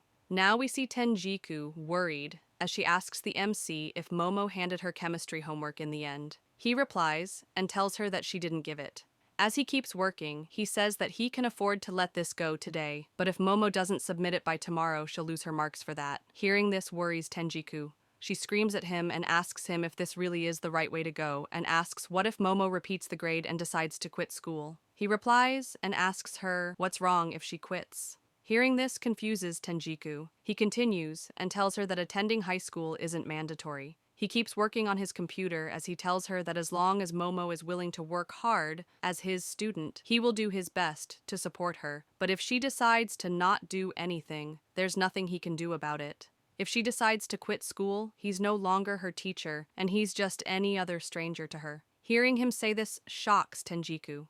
As we see Momo depressed and sitting at the stairs, the MC keeps talking to Tenjiku and tells her that he has other students as well, and wasting time on personal matters that have no line to school life isn't part of a teacher's job. He continues and tells Tenjiku that she has her own students to handle, and he has things he needs to do too. What he can do is simply do his job. Hearing all this shocks her even more. Suddenly the staff room door opens and we see that Oda is there as the MC is telling Tenjiku that he's a teacher after all. Chapter 9. We see Oda standing there and looking at the MC. Tenjiku gets cautious and asks Oda what's wrong and why did she come to the staff room. Oda looks visibly angry as she replies that the MC called her here and asks him what does he want from her and calls him a filthy glasses jerk. The MC replies and asks her why does she think that he called her here. Tenjiku tells the MC to not ask Oda why does she think she's been called here, like as if this is some quiz. Oda gets annoyed and angry and screams at the MC while agreeing with Tenjiku. She tells him that she's not here because she wanted to be here. Hearing this makes the MC say, "So you don't want to be here." He tells them that's mystifying. Hearing this confuses Oda. He continues and tells Oda that she's a student who has always been very rebellious against him, and despite how much she didn't want to come here, she obediently came here without any intention of making fun of him, which surprised him. He mentions the making fun of him part because Momo comes to him and makes fun of him always. He once again asks Oda if she can give him a good reason why he bothered to call her here. This time, he calls her with her index number and name. Hearing this worries her. Now she acts a bit docile and slowly tells them that he maybe called her because she's working as a model now. Hearing this surprises Tenjiku. Oda now awkwardly tells him that she hasn't really told everyone else about it. He stops her and tells her that from the bottom of his heart, he doesn't care about what she does outside in her private life. Hearing this shocks her. He slides a form and tells her that she must request permission to participate in showbiz activities while schooling, and asks her to please fill out the form carefully. After this, he tells her that now, on to the main point. As she looks more worried now, he asks her, "Are you with me?" He tells her that she still hasn't handed her chemistry homework yet. Now we see Momo walking near the staff room. She suddenly hears a loud bang and gets taken by surprise. She sees that it's Oda looking annoyed at the MC and saying that he's a jerk and annoying as heck. She is annoyed at the MC for telling her that if she fails to hand her homework tomorrow, he can't guarantee her passing marks. She looks angry as she says that the way he said it really grinded her gears. As she's thinking about the MC, she runs into Momo. Momo heard her talking and asks Oda if she also didn't hand her chemistry homework as well. Momo is relieved a little, as she's not the only one. Oda doesn't reply and just stands there for a minute. Suddenly, she pushes Momo. As Momo falls on the ground, she asks her what's wrong with her. Oda replies and says, "Sorry," like a little baby. She looks at Momo in a hateful way and tells her that she didn't see her there, and people of lower level than her are invisible to her. Hearing this shocks Momo. Oda walks away as Momo is still on the floor. Suddenly, Momo screams in anger and tells Oda to cut the crap already, and mocks Oda for not handing in her chemistry homework too. We see that Mari is standing behind Momo as she hears Momo scream. Mari slowly calls out to Momo to see if she's okay. Momo turns around. We see that Momo is crying as she tells Mari that she definitely won't give up. She grabs Mari aggressively and tells her that she may not be as successful in her modeling career, but she'll definitely be able to hand in her chemistry home. She continues and tells Mari to show her homework so she can copy it. Mari replies and tells her that it's not possible, and she already handed her homework in. Hearing this makes Momo annoyed. She tells Mari that she's super selfish. Hearing this irritates Mari. She replies and tells her that she's not selfish. While Mari and Momo are arguing, we see someone swiping on their phone. We see that this person has captured everything that Oda did, how she pushed Mari down and how she humiliated her. This person takes all these photos and tweets them. The next morning, we see the students checking their phones. They ask each other if they saw the post from this morning. They wonder if what the post mentioned really happened. They say that real or not, what they saw was pretty messed up. Now we see Oda looking at her laptop while she's still at home. She gets shocked and drops her milk. We see that it's the pictures of her bullying Momo. The pictures are posted with the captions like, "Behold, the countenance of the one who leaked the model Hananaka Momo's incident online." Oda wonders how this all got leaked, cause this incident happened yesterday. She sees people commenting and saying that she looks very different from her selfies as they laugh at her, and some even say that they go to the same school as her and can vouch that Oda is a real bitch. There are other comments which show that they are supporting Momo now. Oda sees all this in shock and says that no one was supposed to know about what she did online. She sees one last comment saying that Oda is a D1 hater of Momo, and she's just jealous of her. This comment completely breaks Oda. Now we see Momo back to her modeling career. She smiles and looks all cute while getting her photos taken.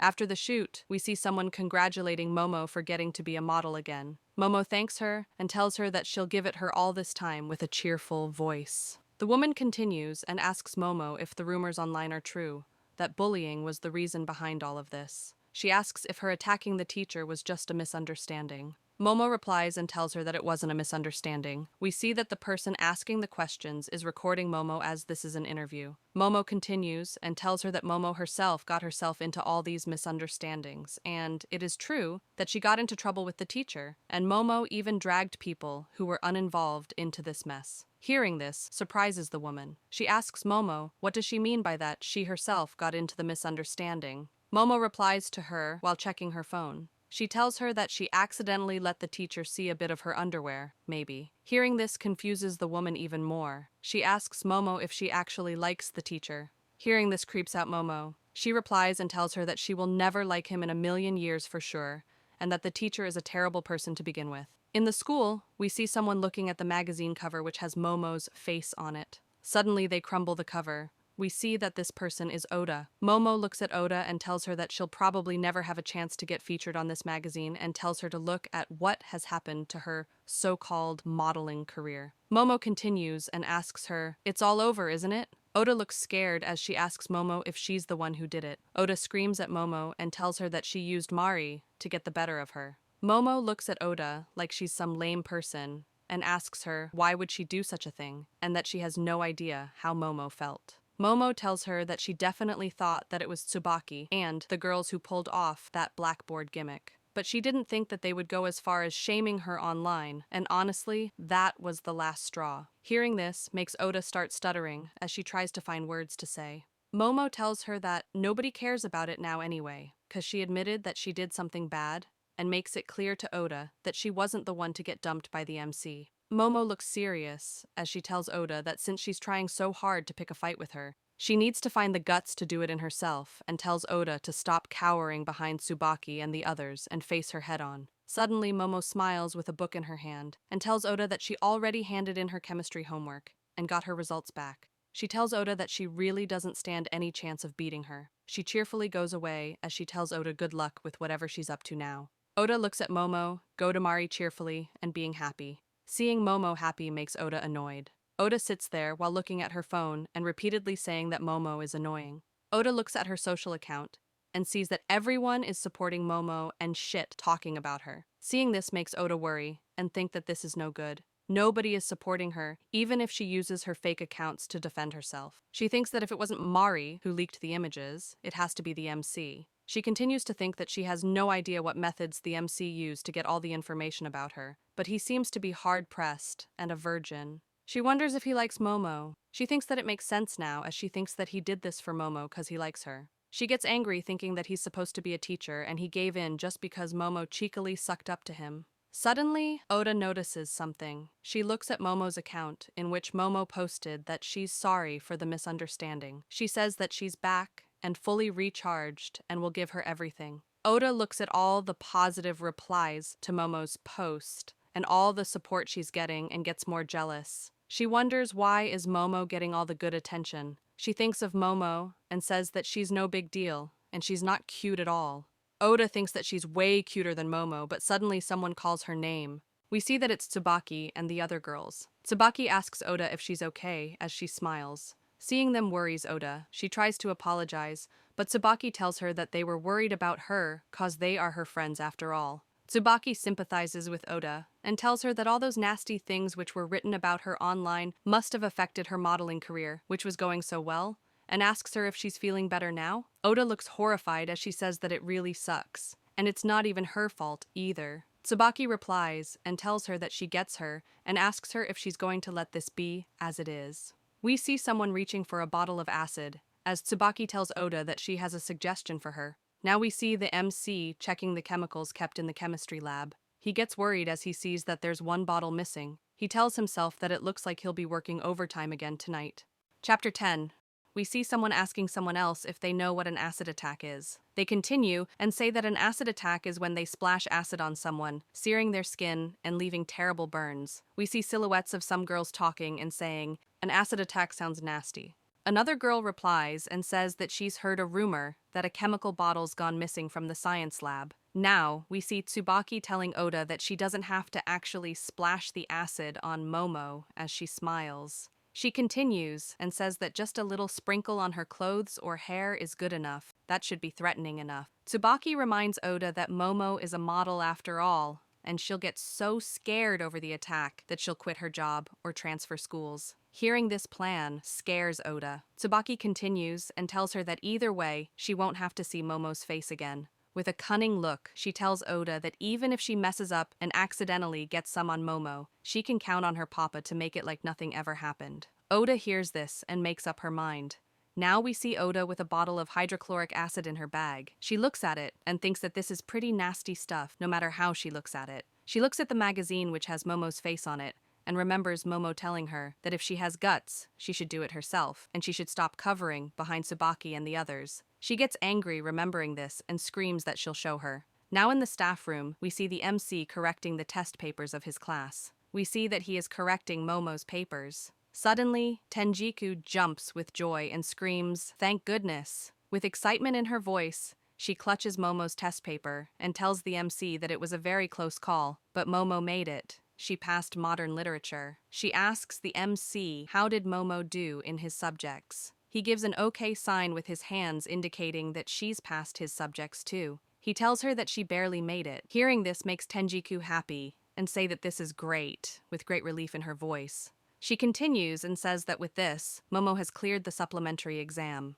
The MC agrees with her. Tenjiku says that Momo can keep on with her modeling career without any worry now. We see that Akashi is listening to them from behind. He looks shocked as he asks, "Why is the MC still as emotionless as ever?" The MC replies and says, "As I always say, this isn't part of a teacher's job." Hearing this shocks Sakaede and Amari. Sakaede asks if the MC can't feel happy for her just once. Suddenly, the MC tells Tenjiku that some of her students from Class 1B have failed his chemistry exam and asks her what will she do about them. Hearing this shocks Tenjiku. This worries Tenjiku about her own class as she sees that their marks are pretty bad. The MC gets up as he reminds her that he told her before to pay more attention to her own class before worrying about others. If she doesn't, she'll miss out on the people who can still be saved. He says this and walks away. Tenjiku is stunned after hearing this. Akashi looks concerned for Tenjiku and says that the MC is being pretty harsh today. Amari replies and says that there's the issue with the missing chemical bottle. Sakaede also adds to it and says that if the MC can't find the missing chemical by the end of the week, he has to escalate it to the admins.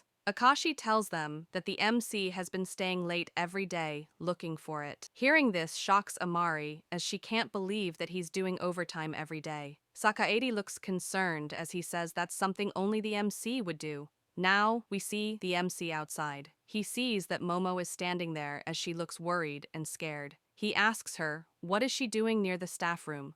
With fear on her face and tears in her eyes, she asks him if she passed the exam. As she trembles, she tells him that this is the first time she studied this hard. She continues and says that she finally got her job back, but it's all pointless if she fails the exam now. The MC replies and tells her that he's always been encouraging her to study hard, but this time, he suddenly calls Mari and tells her that this is all thanks to her and thanks her. Hearing this confuses Mari. He continues and tells them that he could have tutored Momo himself, but he read that it's more effective for students to help each other with their studies, and he believes that they owe these results to Mari's constant effort. Hearing this surprises Momo. She asks him if this means that she passed. He replies and tells them that both of them worked very hard.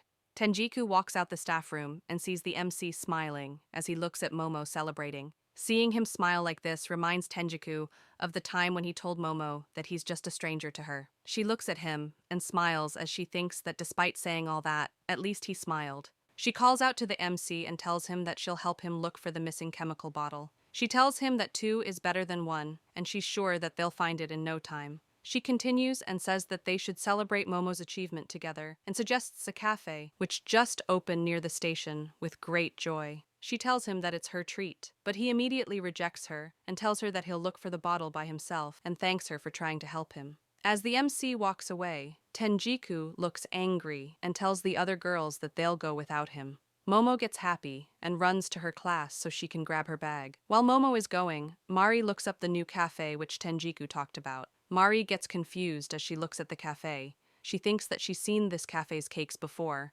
Now we see Momo packing her bag. Suddenly, Oda enters the classroom. Momo looks fed up with Oda as she tells her to buzz off and that she's on her way to a huge celebration. Oda suddenly tells Momo to not move an inch. Oda looks crazed as she pulls out the acid and tells Momo that if she moves, she'll be in a world of hurt. Seeing this scares Momo. She recognizes the bottle and asks Oda if that's the chemical bottle which the MC has been looking for. Momo doesn't understand what Oda means by a world of hurt and asks Oda what does it mean. Oda replies and tells her that she'll splash it all over her.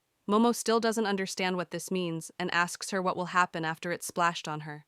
Oda replies and says that it'll burn her a lot. For a second, both of them go silent. After Momo processes what this means, she gets scared and steps back as she tells Oda that she can't believe that she'd actually resort to something like that just because she's doing better than her. Oda screams and tells her that she's not doing this just because she wants to. She tells her that if Momo disappears from her life, she could continue hanging out with Tsubaki and the others. Hearing this surprises Momo. She asks Oda if staying in that group is really that important to her. Momo continues to ask her, is it because it makes people respect her? Because they come from prestigious families? Or because it makes her feel powerful? She tells her that this has nothing to do with Tsubaki and asks Oda if she isn't her own person. Momo continues and tells her that if she wants to get rid of her, she shouldn't do it in a rotten way and to face her head on. Oda screams and tells her that if she could, she would have already done it. Oda screams in frustration that she really would have if she had some way of surpassing her. She would have done it long ago. Oda remembers the first time she saw Momo and how everyone immediately complimented her. Oda starts crying as she tells Momo that this is all her fault. She remembers others saying that they have to be born with the talent to reach that level as they look at Momo. Oda screams at Momo and tells her that as long as she exists, she'll spend her whole life living in her shadow. Momo looks confused as she asks Oda what does she mean by that. While they are talking, suddenly someone intervenes. We see that it's the MC. He tells Oda that she's holding the bottle of chemical which he was searching for and asks her if she could return it. Seeing the MC spawn out of nowhere shocks Momo. She asks him, since when has he been there? He tells Oda that she shouldn't be taking these chemicals without permission and asks her if she was trying to threaten Momo. He tells her that doing something like that is pointless. He calls Oda by her index number and tells her that she's a simple-minded person. Hearing this shocks Oda. He continues and tells her that what she's trying to do is truly meaningless. Hearing this pisses off both Oda and Momo. Oda screams and asks him what is he trying to say, while Momo tells him to stop provoking her and calls him stupid Four Eyes. Oda tells him that he started all this, and if he hadn't written about her online, she wouldn't be in this mess. The MC asks her, what is she yapping about? She repeats herself again, but the MC tells her why would he do such a thing. He tells her that she obviously hasn't been listening to what he's been saying. He tells them that he has no interest whatsoever in their private life. If it has nothing to do with his job, he neither knows nor wants to know about the kind of things they do. He doesn't care about what they do outside of school, online, or whatever. He tells her that the online matters are the jobs of their school's online watchdogs. Hearing this surprises Momo as she thought that they didn't exist before. He continues and tells Oda that he's not her friend, he's her teacher. Oda laughs and tells him that despite him saying all this, Momo seems to be the only exception. Hearing this confuses Momo. Oda continues and says that there's no way she'll believe something like that from the likes of him, and she knows very well that he's all over Momo. Oda screams like a child and says that everyone only keeps talking about Momo this and Momo that, and splashes the acid onto the MC. The MC tries to protect himself from it. Oda stands there in horror as she realizes what she just did, and Momo stands behind her in shock too. Momo runs to the MC to help him.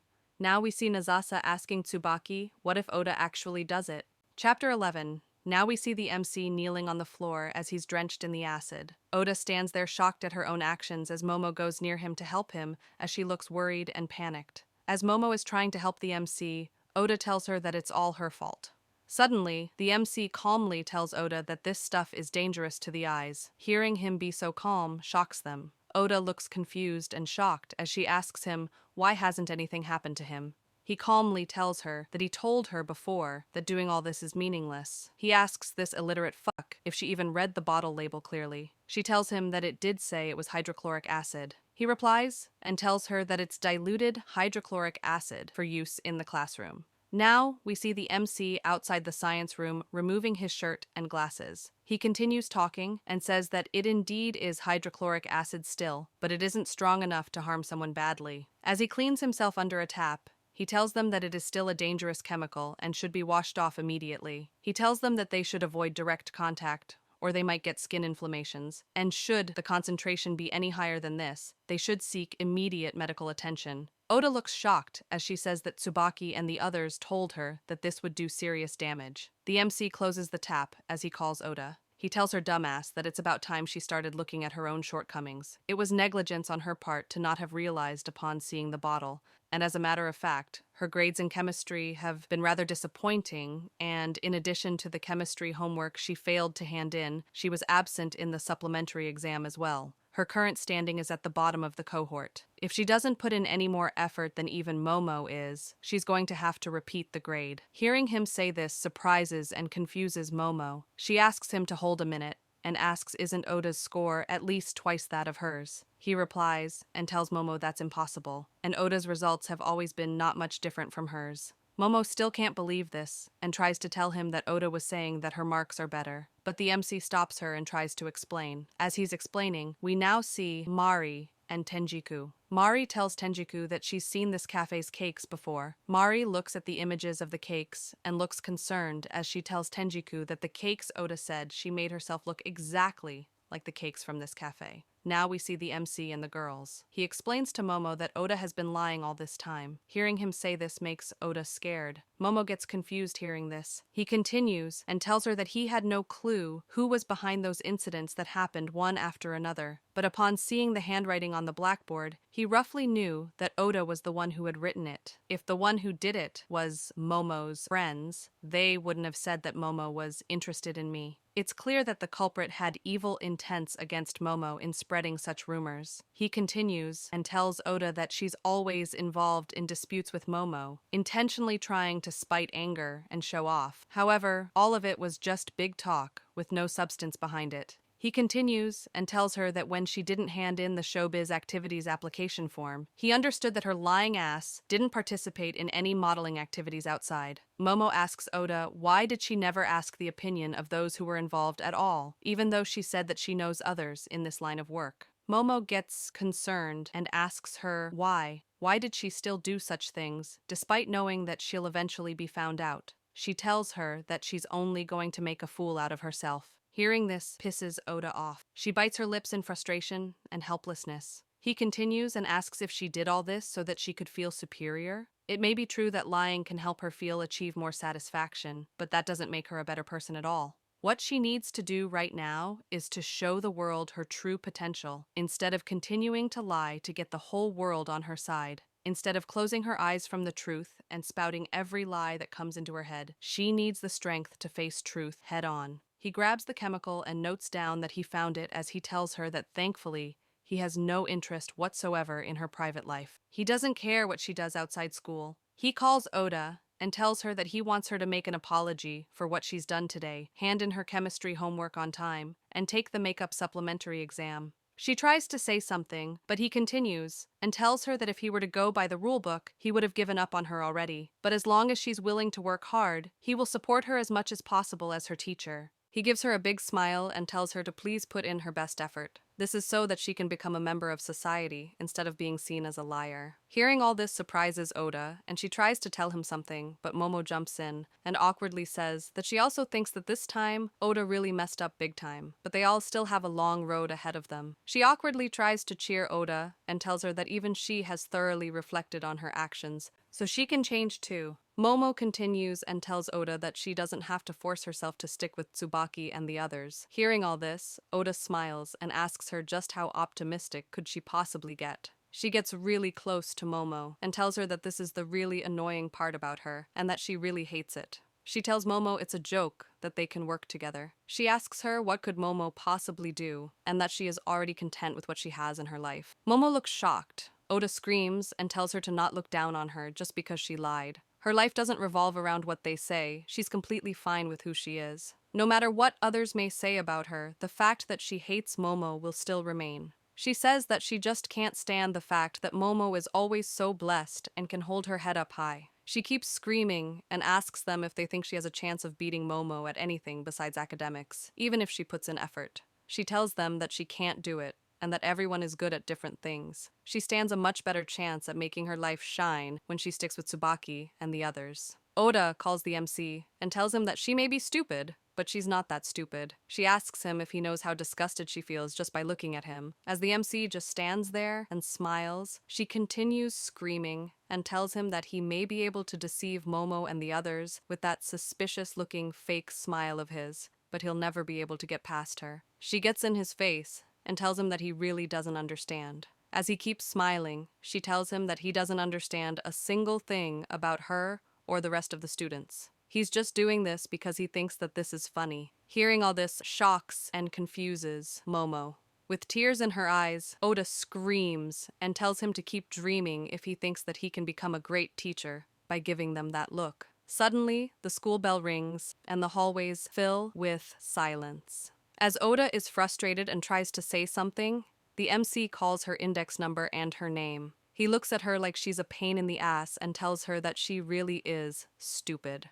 In the garden of the school, we see Nazasa asking Tsubaki if they are cutting off Oda, as she sounds confused. Nazasa looks concerned as she tells Tsubaki that those chemicals won't cause much harm anyway and asks, weren't they just for fun? Tsubaki asks Nazasa, what are you saying? Tsubaki continues and tells her that she was laughing behind Oda's back and saying that Oda is really an idiot and that she's a pathetic girl that's willing to tell any lie to just show off. As she is reading some papers, she tells Nazasa that she hates narcissist Momo for betraying them, but she hates liars even more. Oda continues doing all these things in secret, while not knowing that she's already been found out. Tsubaki continues and says that, thankfully the pictures came just in time. She keeps her phone down and says that it kinda feels like they are done with cleaning up. Erika looks concerned as she says Tsubaki's name. Suddenly, Tsubaki throws a bunch of papers and tells them that she was shocked when she saw this. It looks like someone else in their school needs much more cleaning up than Oda does. Now we go back to the MC. He tells Oda to excuse him and that the last bell rang, and it's now his private time. He tells Oda that he accidentally spoke his mind. He says, making your life shine. Please, for someone who doesn't even know their position, that's almost impossible. He tells her that if she doesn't want to lose everything, she should learn from Momo and make sure to come for the makeup exam next week. Otherwise, it'll really be all over for her. Hearing all this scares Oda. She reaches out to the MC and grabs his hand. He immediately smacks her hand away and tells her to not touch him. Seeing this reaction shocks her. He apologizes to her and tells her that he's had enough overtime hours for this week. He can't entertain her any longer. His job as a teacher is to teach and guide students. But as she can tell, he is a huge liar. As he says this, we get a glimpse of the papers which Tsubaki threw. The paper is an investigation report on the MC. The report says that a student was pushed to committing non-existence, and the teacher may have been too harsh on the student. Chapter 12. Now we see a room cluttered as someone says that they so freaking woozy, and that they've been sleeping all day every day and can't sleep anymore. Now we see that it's Oda in her room as half her body hangs off the bed, and she questions how long has she been away from school. She wonders if it's been a week or 2 weeks. Now we see Mari at an amusement park, as she looks like she hates being there. We see Momo holding 2 juices and screaming at Mari as she asks her why does she have a dull look on her face, and that she's even making Momo buy stuff for her. Momo looks pissed as she asks, didn't she say that she wanted to see her, and that Momo went all this way to invite her out for this? She reminds Mari that she is a super cutesy celebrity as well. Momo continues and tells Mari that the clothes she's wearing are lame, and if Momo didn't buy that shirt for her, she wouldn't be in this lame-ass mess. Mari still stays silent and takes the juice. Suddenly, NPC in the back looks at Momo and says that she's so cute. Momo hears this and quickly turns back to thank them, and then immediately asks Mari why is she wearing that coat in the middle of summer in the first place, and that it's sweltering hot. Mari still doesn't say anything. Momo suddenly laughs and tells her that she looks like she's not come to the amusement park with friends before, and asks her if she doesn't know how to dress up for these occasions. She continues to make fun of her and tells her that she doesn't have friends to begin with. Mari still stays silent and does nothing. Seeing this reaction pisses Momo off, and she screams and asks her what's wrong with her all this while. Mari looks dull as she speaks and tells Momo that the reason she wanted to meet with her was because she wanted to talk to her about the MC. Hearing this confuses and surprises Momo. Momo gets annoyed as she asks Mari why on earth must they talk about that stupid glasses virgin teacher while they're on a break of all times. They still have to see his face next week's summer seminar, no matter what. Mari speaks and asks Momo, hasn't she always been angry at the MC? She remembers the day when Momo said that she wants to celebrate but came late looking really furious. Mari continues and says that the MC, being the teacher he is, somehow went home despite being utterly drenched, but they both never spoke a word. In the end, Oda hasn't come to school at all till the vacation started. Mari asks Momo if something happened between her and the MC. Momo has a slight, pained look in her eyes. She tells Mari that it was nothing. Hearing this surprises Mari. Momo continues and says that she is angry because nothing happened. Now, in the staff room, we see Sakaede asking the MC if Oda really got away only with house arrest after what she did with the chemical bottle. He sounds a bit concerned as he tells the MC that there was in fact an attempt at theft and causing harm. He still can't believe that's all that she was given. He says that many parents were furious, especially due to Oda and Momo's whole episode of online turmoil. The MC replies and tells him that there hasn't been a damage report released. The school doesn't wish to escalate the matter any further for secrecy's sake. He tries saying something but remembers Oda mentioning Tsubaki and suddenly stops and tells them it's nothing. Hearing this intrigues them, and they try to ask him what was he going to say. We see Tenjiku looking worried as she asks him if he's okay. He replies and asks her why does she ask. She apologizes for asking him this, but she's heard rumors about Oda from Class 1A being uncontactable. She mentions that she talked to Tsubaki and the others who had always been with Oda, but they acted like they don't care about her and said that she's a liar. She remembers Tsubaki smiling and saying that Oda is a poor little thing, and to think that she actually told all those lies just because she wanted more attention, and it looks like in the end, she lost everything, and it was all over for her. Tenjiku remembers this and tells the MC that she just has the feeling that this is no trivial matter. The MC calmly replies and asks, "Is that so?" She looks a bit worried as she asks him, how could he be so calm, and asks him if isn't she a student from his own class. He calmly replies and tells her that she's right. Seeing him act so nonchalantly pisses off Tenjiku. She asks him if he's trying to pick a fight with her. Tenjiku starts telling him sternly that he's got to thoroughly consider why Oda told all those lies just to attract more attention to herself. She thinks that there surely has to be some deep complex of hers at work behind this, and as teachers, they should be thinking ways to address this problem. As she's still speaking, the MC calls Tenjiku's name. He coldly tells her that he already warned her earlier to please refrain from unnecessarily poking her nose into other people's matters. He tells her that he's the teacher in charge of Class 1A and not her. Hearing this leaves Tenjiku completely baffled. The MC tells her this and walks out the staff room as she sees him go. She immediately gets angry and screams, "What the hell," to the other teachers. Amari speaks and says that this is yet another ordinary day at work for the MC, and asks why on earth is he in such a suffocating outfit in this summer heat. Amari tries to console Tenjiku and tells her that she doesn't have to bother with him. Someone else says that they do agree that the MC is too cold and rigid. Hearing this makes Amari ask, "You think so too?" Now we see that it's Sakaedi saying this. As he's texting on his phone, he tells Tenjiku that he doesn't really dislike the way the MC handles these things though. And honestly speaking, he thinks it's already a miracle that he's still sticking with Class 1A as their teacher. And what he says does turn off people at times though. Now we see that Sakaedi is actually texting his students. The student texts that she handled the Shokun sensei matter and asks him to praise her. She also tells him to go out with her for real if she scores well on the test. He replies and texts her that he'll think about it after she graduates, and that now is a pretty bad time to be talking about this. As he's texting the student all this, he talks to Tenjiku about the MC and says that it's enough as long as the MC puts in sufficient effort and delivers the right results, and that they don't really get proper summer vacations after all. Now we see Oda as she is laying half on the bed and half on the floor. She thinks about how the MC said that he's a big fat liar. She recalls that moment. Now we see Oda looking shocked after hearing him say that. She asks him if he's saying that as long as it isn't his job, he won't even try to support his own students at all. He replies and tells her that she's absolutely right. Hearing this shocks Momo too. She asks her if he's the same with her. She tries to joke and say that unlike the super cutesy Momo, Oda has like zero cuteness after all, and Momo kinda gets why he feels like just brushing her aside. She awkwardly asks, "But you helped Momo out, right?" The MC just looks at her and says nothing. Seeing him not say anything gets her a bit embarrassed. She tries to save it by saying that perhaps he felt that was part of his job too, and what he's done for Mari was probably likewise too, as she awkwardly smiles. The MC calls Momo's name as she talks. He tells her that if she's going to keep yapping about useless stuff, he'll go home now. The workday long ended and he wishes to treasure his private time. Hearing him say this shocks them.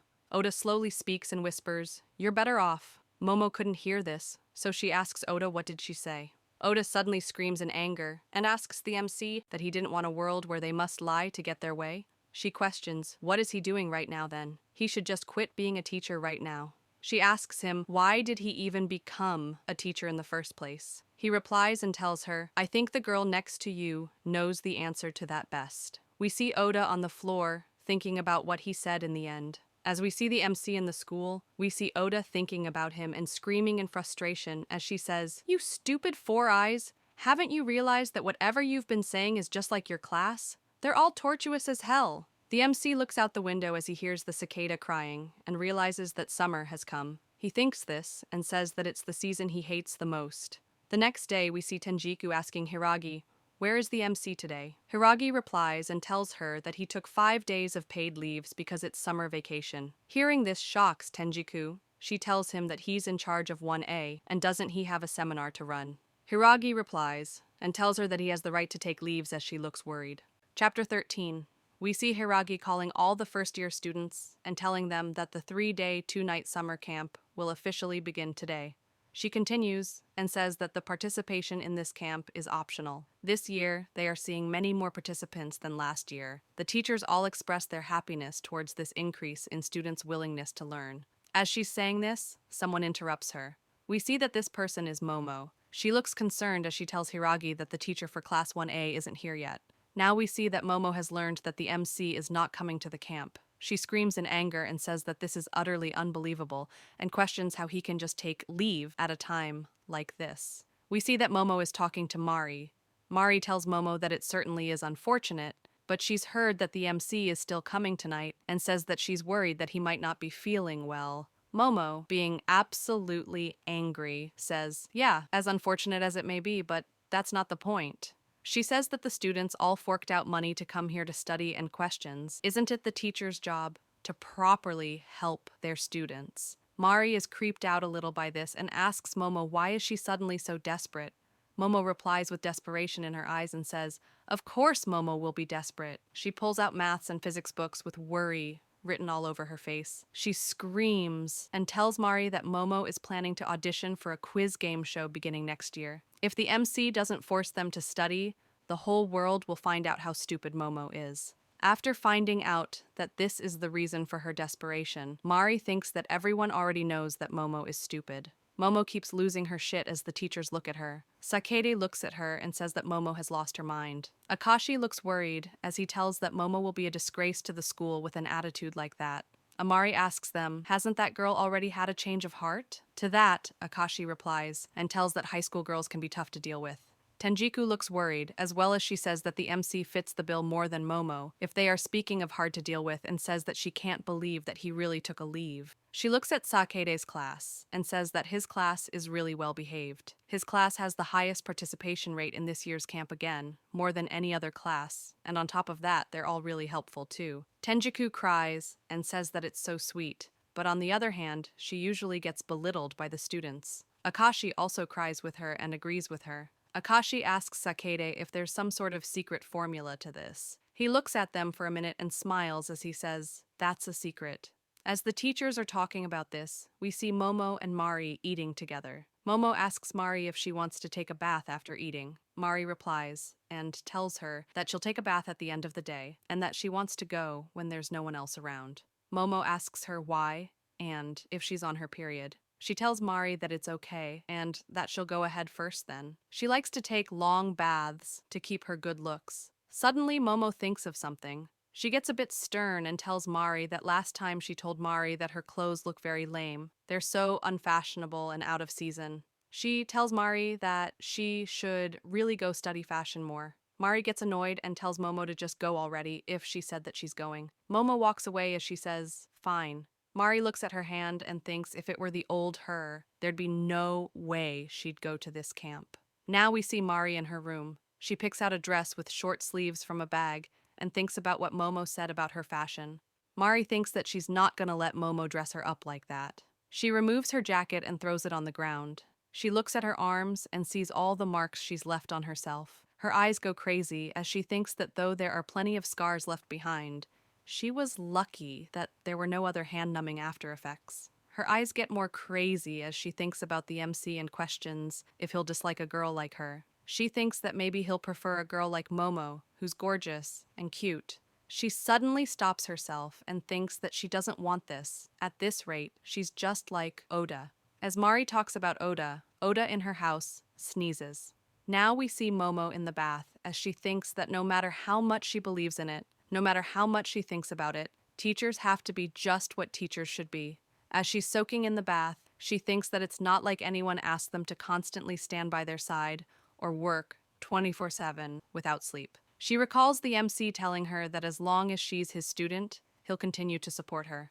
She thinks, wouldn't it be great if it actually happened? She remembers all the times the MC was kind to his students and thinks that it was all nothing more than lies, even if it was supposedly part of his job. She thinks that he's more fake than Oda, precisely because he's a big, fat liar. Oda sneezes again at her house as she wonders if someone is talking about her behind her back. Now we see the MC coming to the camp at night. Tsubaki greets him with a smile and says that it's about time for the star of the show to appear. The MC calls her name and index number and tells her that students are prohibited from leaving the school premises after 8 p.m. during this camp. She replies and tells him to not be such a dork, and that she just wants to talk to him in private, that's all. She continues and tells him that he doesn't have to be so defensive. Unlike Momo, she's not the type that will honey trap him. The only kind of girls who'll do that are worthless and brainless. She tells him if she ever wants to do anything to him, she can get him fired at the snap of a finger without having to resort to such roundabout methods.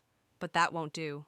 Like all the others they've had before, they'd like for him to personally resign after crumbling under his own chagrin and humiliation. He stays calm and says, I see. He walks past her as he tells her that this was a waste of time after all.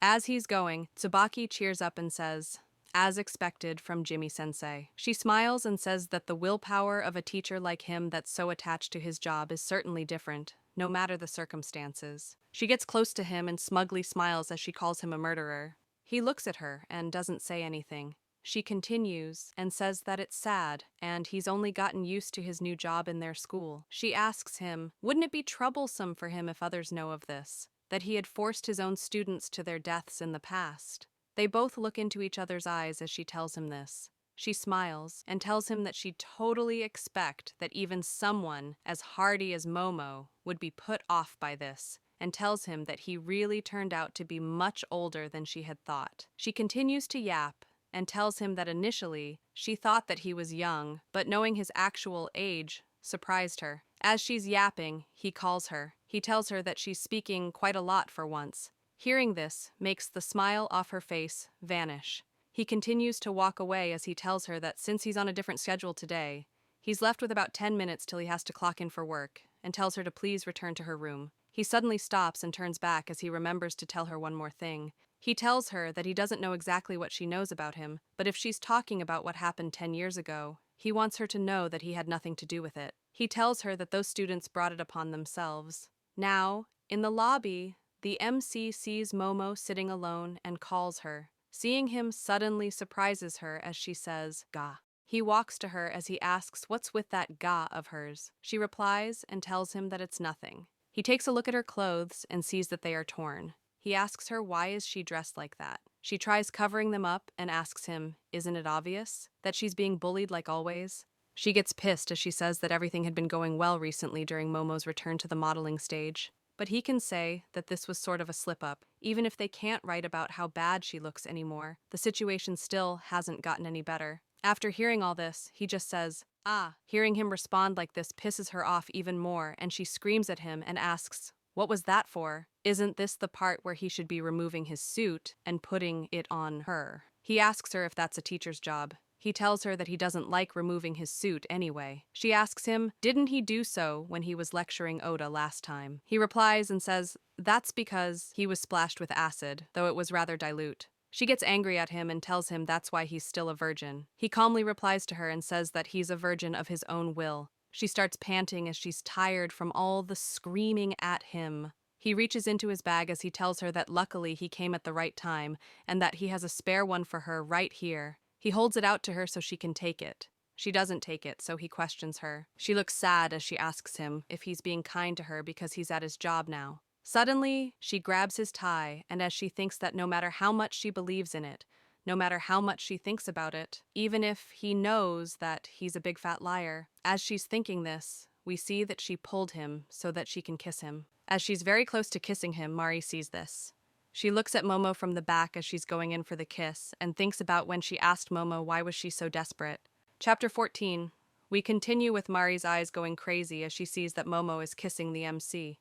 We actually see that Momo just went up close to him. She steps back and starts to laugh. With a cheeky smile on her face, she asks him if what she did surprised him, as she looks at the MC who has a surprised face. She continues to laugh as she tells him to not be mistaken. She asks him if he actually thought that the super cutesy Momo would actually want to kiss a Mr. Virgin glasses like him. As she's saying this, we see that Mari is hiding and listening to everything as she looks worried. Momo acts smug and says that it felt great. She continues and says, "So you're still able to maintain a straight face even after that, huh? You big fat liar." She says that she still thinks that he's damn lame and disgusting, but he's still reliable at times, so he's not that bad. As she's saying this, the MC just stands there without saying a thing. She continues yapping and says that leaving Oda aside for now, and Tsubaki and Nagisa too, and Erika and the others. But if we take Mari for example, even for a crappy teacher like him, he really needs to learn to treasure students who place their trust in him. She sees that he's not responding at all, so she calls his name. She asks him if getting deprived of a kiss came as such a shock to him, or was it because Momo called him disgusting. She blushes as she says that he's hopeless. As she says since he was nice enough to lend her his jacket, a kiss on the cheek should suffice. She goes in to kiss his cheeks. He suddenly pushes her back. Seeing this reaction confuses her. He takes a step back and suddenly covers his mouth with his hand and starts running. Seeing him do this confuses Momo. Now we see that he ran to the men's washroom to go vomit. Momo also follows him and sees that he's vomiting and gets shocked. Momo's eyes look confused as she starts sweating. As she's standing there, Akashi and Sakaede rush to see what's wrong.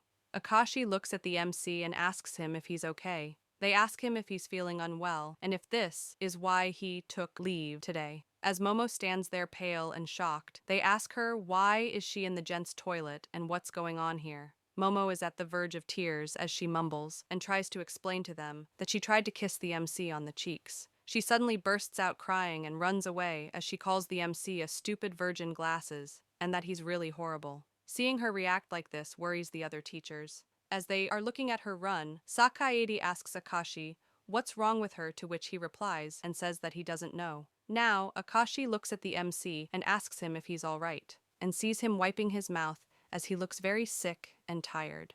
The MC replies and tells them that he's fine. The MC takes his bag and starts walking away, but Akashi looks concerned and asks him if he's really okay and that he can't afford to spread the bug to the students. But the MC replies and tells them that he's all right. Sakaede tells the MC that he should have told them that he took time off because he wasn't feeling well. But the MC once again replies and says that he's okay. With a serious look on his face, he tells them that he has already prepared all the teaching materials while he was away, and he's been told that there weren't any problems at school, and asks them if there's anything else. Sakaede panics and tells him that there's nothing wrong if he says so. He continues and says, "Thank goodness you're back to your usual self." Now we see Sakaede walking out first. As he comes out the washroom, he sees Mari walking away.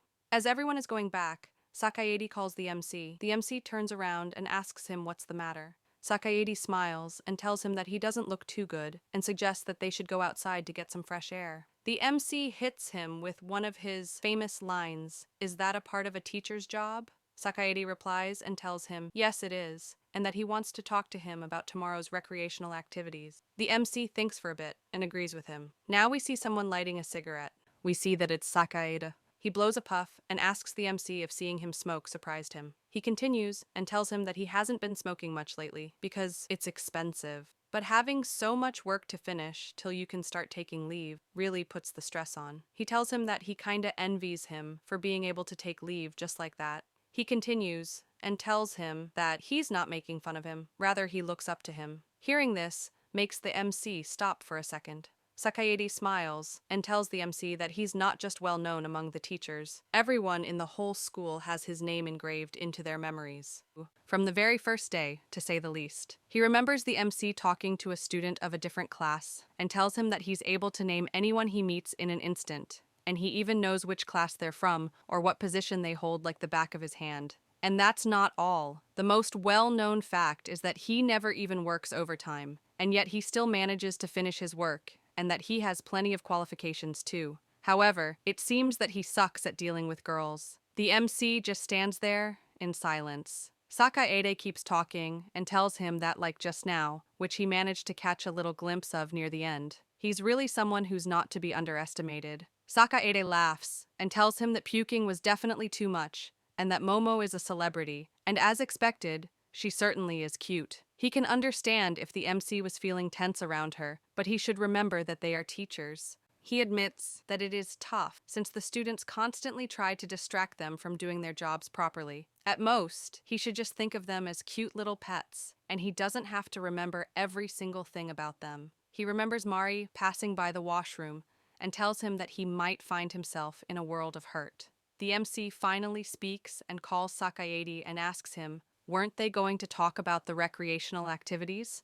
Now, we see Momo looking shocked and defeated. She thinks that what happened was utterly humiliating, and thanks to those shocking events, it's her turn to coop herself up in the toilet. She goes to her room as she thinks about this. Suddenly we see Mari greet Momo with, "You're late." Momo tries to hide what happened by just saying that a lot of things happened. She tries to change the topic and ask Mari if she's already done bathing, and tries to tell her that she only took a shower. But before she can finish saying this, Mari replies and says, "By a lot of things? You mean you trying to kiss Jimmy-sensei, right?" Hearing this surprises Momo. Momo looks worried as she stutters and asks Mari if she saw them. Mari replies and says that she saw everything right up to the point where she caused him to puke his guts out. Momo immediately screams and says, "Then doesn't that show you how terrible he is?" Momo only meant it as a joke, and before Momo finishes what she was saying, Mari asks, "A joke?" with a serious tone. Mari turns around with a crazy look on her face and murder in her eyes, and tells Momo to not try to talk herself out of this. Mari asks, "Momo, didn't she earnestly try to kiss him? She said that it was as thanks for him lending her his jacket." Her eyes go pitch black as she asks, "Isn't that sensei's jacket you're wearing now?" Hearing this shocks Momo, as she knows that her secret is out. She starts panicking and trying to hide it by saying that it was just a peck on his cheek, and it was merely an attempt. Mari doesn't take any of this and tells her that it doesn't matter whether it was just an attempt or not. He lent her that jacket because he was concerned for her. That's the thing that's really bothering her. Hearing this worries Momo, as she thinks that this bitch has lost her damn mind. Mari calls Momo's name and tells her that she thought that Momo understood how she really felt. Hearing this confuses Momo. She asks Mari, "That's yet another lie from you, isn't it?" She continues and says, "Don't tell me you actually like that stupid, lame, disgusting, pukey virgin glasses." Now we see Nagisa and Erika. Nagisa looks worried as she says that they're late for camp, big time, and that Tsubaki will surely be upset at this rate. Erika tells her that they couldn't help it, as she had things to settle at home, while Nagisa had a match to participate in just now. Nagisa agrees with her. She continues and says that there's no point in them joining this camp in the first place. Erika and Tsubaki both undoubtedly have excellent grades, and she hates studying anyway. She remembers the MC and says that it's their summer vacation, and she can't believe that they have to spend it looking at that glasses freak. She gets sick thinking about him and says that it makes her want to throw up. Suddenly, Erika calls Nagisa. She looks out the window and smiles as she tells her that the night view is so pretty. Erika tells her that this is a breathtaking view, to which Nagisa replies that they are on high ground after all. Nagisa looks a bit sad as she says that, unlike the surrounding mountains where all they can see are just trees, this place has nothing obstructing its view, and says that it would be better if there was at least a hotel store, but they won't be delivering any magazine. Suddenly, she says that literally no one will ever find out if someone ever dies here. Hearing this makes Erika tell her to not say such scary things. Nagisa replies and says that it's still not as bad as Tsubaki. As they are saying this, they suddenly hear something. They suddenly see Mari tackling Momo out of her room like an absolute pro footballer. As Mari's grabbing the jacket which Momo is wearing, she screams at her and says, "Then take that jacket off this instant, you bitch. If you're not going to take it off yourself, I will." Momo screams back and tells her, "Momo borrowed the jacket from him, so what does it have to do with you? If you're jealous, then just say so, you introvert." Suddenly, Mari starts tearing up and slaps Momo. Immediately after the slap, Mari realizes what she did and stops. Momo starts crying as she holds her cheek and asks Mari, "How could you lay your hands on a model's face? Me, super cutesy, Momo's face." Hearing this pisses off Mari and she tells Momo to shut up and that she's a narcissist. As they both are fighting, Nagisa and Erika look at them like, "What are these dumbasses doing right now?" As they are still fighting, we suddenly hear someone say, "Oh boy, didn't I already warn you? I told you I have the upper hand when it comes to dealing with the girls, Jimmy-sensei." We see that it's Sakaede telling this as he smiles and looks at the girls fight. We also see Tenjiku running towards the fight as she looks worried. Chapter 15. we see the MC and Tenjiku seeing Momo and Mari fight like cats. Tenjiku tells the MC to please stop them quickly and says that they both suddenly broke out into a fight. Suddenly, something flings into the air and hits someone as blood splatters. Now we see Momo and Mari sitting on their beds as they avoid looking at each other. Tenjiku looks concerned as she looks at them and says that she can't believe that Momo got into a fist fight with Mari. Amari looks worried as she asks, "High schoolers can do just about anything, can't they?" Now we see Hiragi. She looks at the MC who has a bruise on his face and asks him, how did he get beaten up more than the two girls who were actually involved in the fight? Tenjiku tells her that it's a long story. Now we go back to seeing Momo and Mari. Mari tells Momo that she's a horrible person for throwing a stun gun at the MC. Momo replies and says that she didn't throw it just because she wanted to. She lost her grip, which was all thanks to some girl with her one-sided love. Mari gets annoyed and asks her, why does she have a stun gun in the first place? Momo replies and says that she's super cute. That's why she needs a means of self-defense while outside school.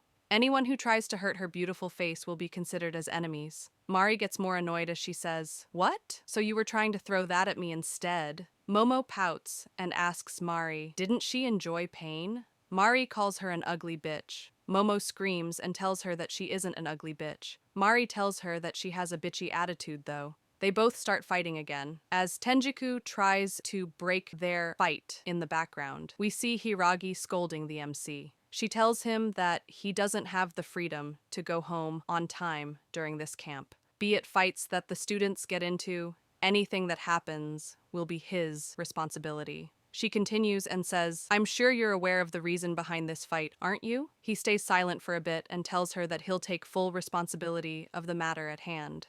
The next day, we see some girls playing together and having a fun time. Tenjiku looks at them and says that it's their free time now, and yet the difference between Class A and Class E is huge. Akashi joins in and says that it's like comparing between heaven and hell. Someone suddenly calls Tenjiku and says that they want some tea. Tenjiku gets startled and immediately goes to them. Akashi and Amari look at that person. We see Akashi say that this does not look like everything's okay. Amari adds to it and says that instead of being friends, it feels like she's being treated like a servant. She continues and says that it certainly bears being treated as non-existent like them. Akashi replies and says that his class said that he'll be a bother, so he should stay away from them. Now we see some girls fawning over Sakayede as they pull him.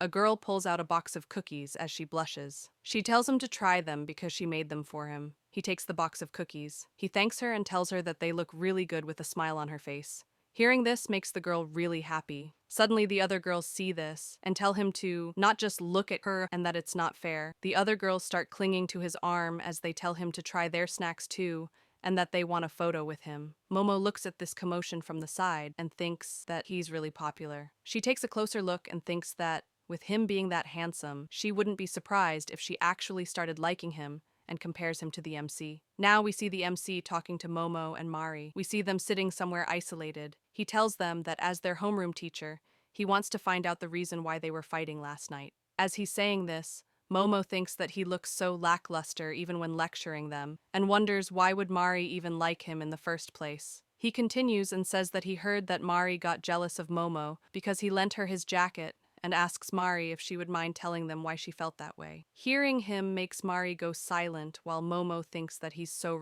retarded. Mari starts blushing as she tries to say something. Momo gets impatient and asks Mari if she can't spit it out already. She gets more annoyed and says that if she doesn't tell it straight to his face, this filthy virgin will never get it. Mari tries to stop her, but Momo starts saying something. Suddenly, Sakayede comes from the back and tosses the cookie he received from the girl into Momo's mouth to stop her as he apologizes to her for interrupting. He whispers in her ear, "That's as far as you should go. A confession has to be made by the person themselves. Otherwise, won't it be too mean to Mari?" He continues and tells her that he'll somehow make the MC accept it and asks Momo to go make up with Mari in the meantime. As she holds the cookie in her hand, she sees Sakayede waving at her as he heads towards the MC. Sakayede goes to the MC and asks him if he can borrow him for a minute, as he has something to tell him. The MC asks him, is it a part of the job? Sakayede replies and tells him that it's part of the job. Momo looks at them talking and thinks that Sakayede is a good guy, and no wonder his students even baked cookies for him.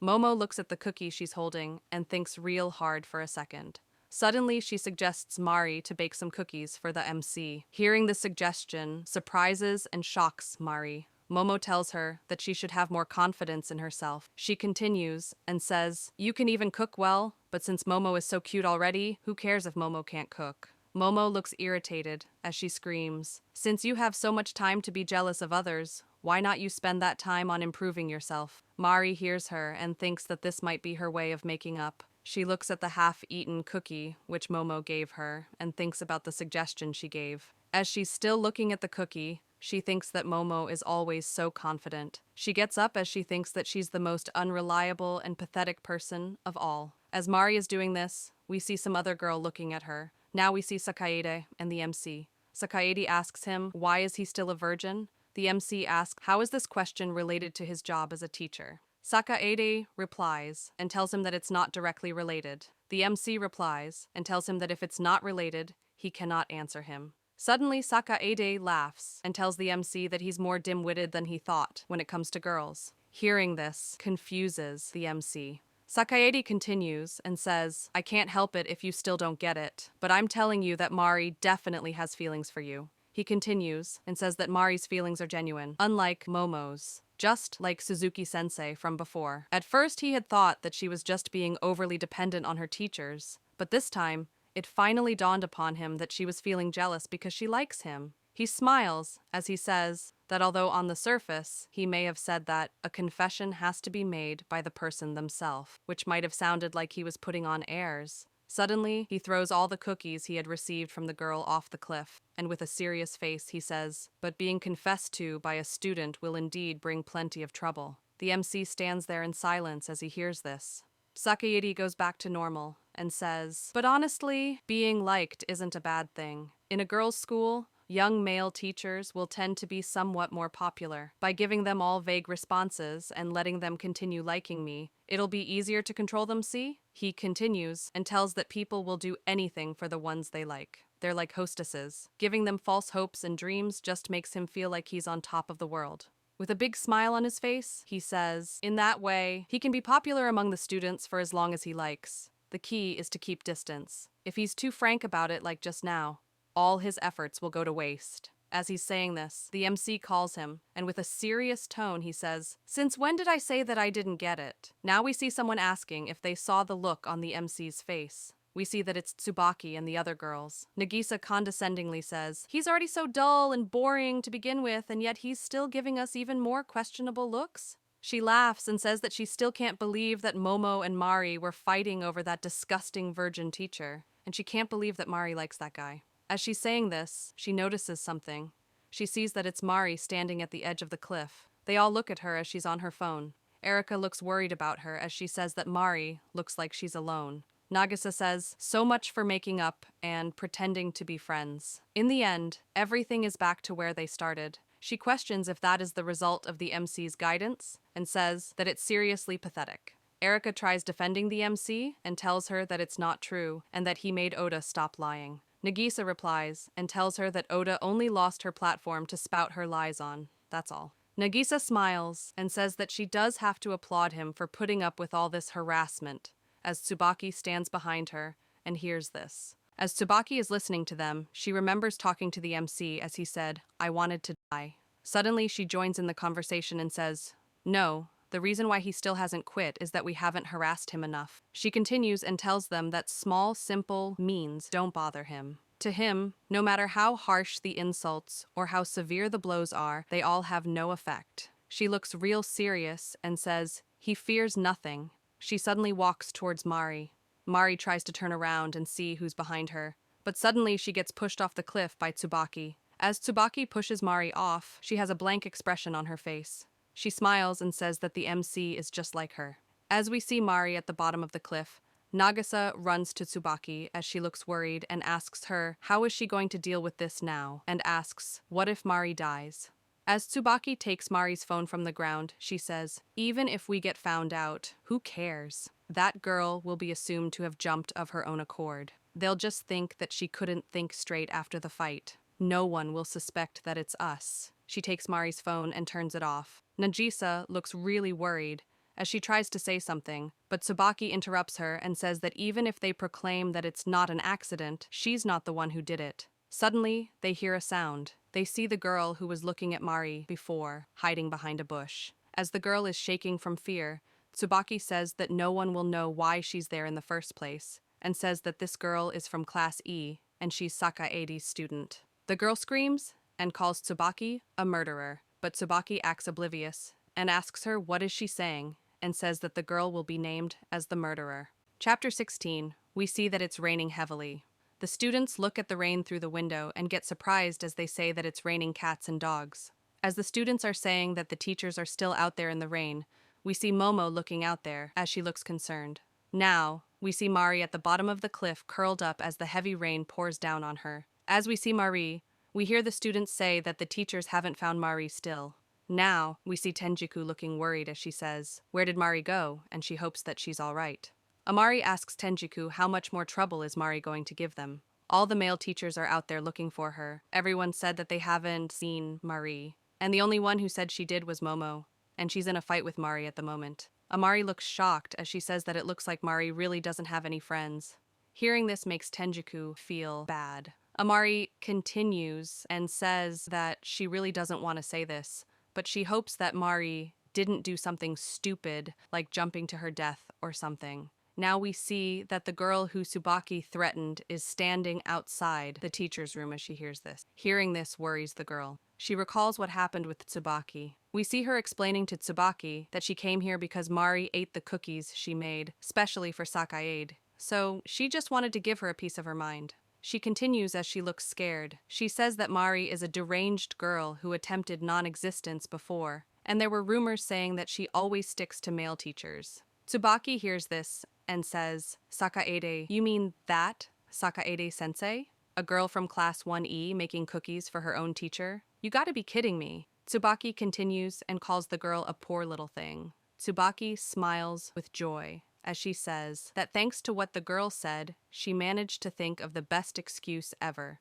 She tells the girl that she and Mari broke out into a fight over some cookies, and amidst the confusion, she accidentally pushed her over the cliff. Tsubaki continues to smile and says, "Let's see if they were to write a headline about it. Girl's impulsive act spurred by jealousy will sound perfect." The girl hears this and gets scared as she screams that she did no such thing. Tsubaki agrees that she did no such thing, but they have witnessed what she has done here. She implies that herself, Erika, and Nagisa will testify that the girl is the one who did this. As the girl looks scared, because it seems like she has no other choice, Tsubaki tells her that she just has to do as she's told, and they'll take this from the teachers. She doesn't want trouble on their hands either. Suddenly, the girl gets grabbed by her hand as she's asked, "Do we have a deal?" In the present, we see that someone was calling out to the girl as she was recalling what had happened. We see that it was Tenjiku. She asks Keisei if she's all right and tells her that Sakaede is out running some errands at the moment. Keisei suddenly dashes away in full speed as she sees Tenjiku.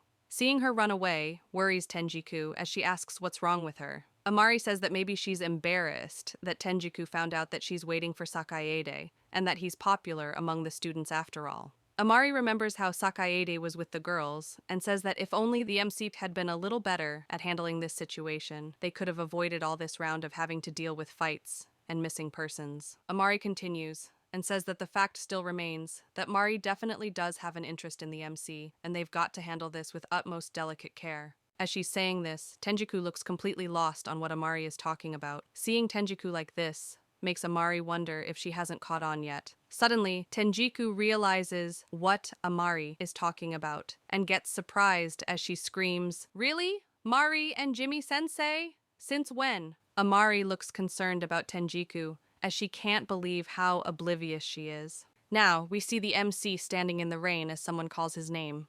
We see that it's Akashi and Sakaede. Akashi screams and tells him that the rain is getting heavier and they should head back for now. They can't keep searching for her at this rate either. They've been told that the area beyond the cliff is off limits to them as well. He continues and says that they can only sit and wait for rescue efforts to begin. Suddenly the MC says their name. He turns around and tells them that if they both wish to go back first, they can please go ahead. He continues and says that when the students' parents or guardians sign the authorization form, They owe a duty of care to the students' well-being during every single moment of this camp.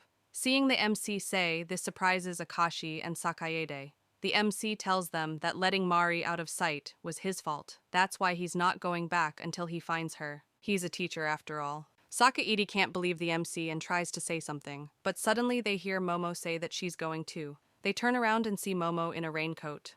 Momo gets close to them and tells them to take her along too. Seeing her there surprises and worries them. She screams and asks, "Mari went missing, right?" Momo still has unsettled debts with her too. If she happens to die or anything, Momo will never be able to ease her conscience. The MC says that he understands and tells her to please stay by his side at all times. Seeing that the MC is letting Momo go with him worries them more. Sakaede screams and asks the MC what is he thinking by bringing a girl around in this rain, and tells him that he really doesn't understand a thing. As he says this, the MC doesn't listen to him, and Momo follows the MC. Sakaede tells Akashi to please go get help and that he'll try to handle this here. Akashi tells him that he's got it and heads out. Suddenly, Sakaede hears a scream and sees that it's Momo who slipped and fell down. As she's on the floor in pain, Sakaede comes and tells her that he told her so. He calms himself and tells her that he's worried about Marie, but he's worried about Momo too,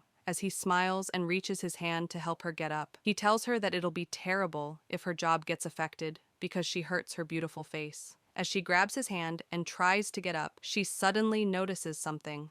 She sees the cookies, which Sakaede threw off the cliff before. She looks at them and asks, "What are these doing here?" Seeing that she found out what he did to the cookies makes him panic and worry. He tries to make an excuse and tells her that he just lost his grip, but before he can finish, Momo says his name and asks him, "What if the one who went missing was your student instead?" She turns around and gives him a mean look as she continues to ask, "What if it were the girl who made these cookies for you? Would you earnestly search for her till you find her, just like Jimmy-sensei?" Hearing these questions leaves him speechless for a minute. He starts stuttering and tries to tell her that the weather seems to be getting worse, and there's a limit to what they can possibly do. They should definitely wait for rescue to come. She stops him and asks, "We can search till rescue comes, right?" He replies and tries to tell her that's not the point. She continues and asks, "What if we don't have a moment to lose?" He still tries to convince her more, but she doesn't listen to him again and tells him that she definitely won't be able to sit still. She suddenly kicks him in his family jewels as she looks pissed. Suddenly getting kicked in his jewels stuns him. He grabs his jewels and crouches down in pain. As he's in pain, Momo turns around and tells him that she missed on purpose so as to not hurt his beautiful face and asks, "It'll be terrible if this affects your job, right?" As he's still on the ground, she looks down at him and tells him that he seemed like a teacher who only cared about his looks. She now sees the MC walking at a distance and says that teachers are full of lies. Now we see the MC going through the bushes as he tries to find Mari. Momo sees a cut on his hand and tells him that he's bleeding. He replies and tells her that he's fine and that she's hurt her face as well. Hearing this makes her worry as she says, "Seriously? Momo's super cute face got hurt?" The Maki pulls out band-aids, mirror, and antiseptic liquid out of nowhere. Seeing him pull these out surprises her. As she applies the medicine, she asks the MC why didn't he react to her tagging along. He replies and tells her that he figured that he wouldn't be able to stop her even if he tried. If he let her go on her own, and if she went missing as well, it'll only mean more trouble for him. As he walks ahead, he tells her that he fully understands how dangerous this is, but he can't let his students get into even greater danger than this. Hearing all this leaves her speechless. As he walks ahead, she pulls on his jacket. As he turns around, she puts a band-aid on his wound. As he's looking at the band-aid on his arm, she says, "You understand Momo really well, don't you?" He tells her that he understands her because he's a teacher. She stays silent for a bit and says, "A teacher, huh? Well, whatever floats your boat, Jimmy-sensei." She continues and tells him that even if it's his job, or if it's just a big fat lie, he's definitely someone reliable, unlike the other teachers. As she thinks that she had thought that she'd never understand how Mari could like someone like this, she tells him that he's much more of a hunk than that Sakaeda who's all talk. She suddenly realizes what she said and starts blushing as she tells him that this is only about his attitude towards his job, and just to be clear, she isn't trying to make any moves on him. As she's saying this, he stays silent. Suddenly, he tells her that hearing that is truly comforting. She gets confused by hearing this, but suddenly notices something. She runs away as she tells him to wait a minute and to look at what she found.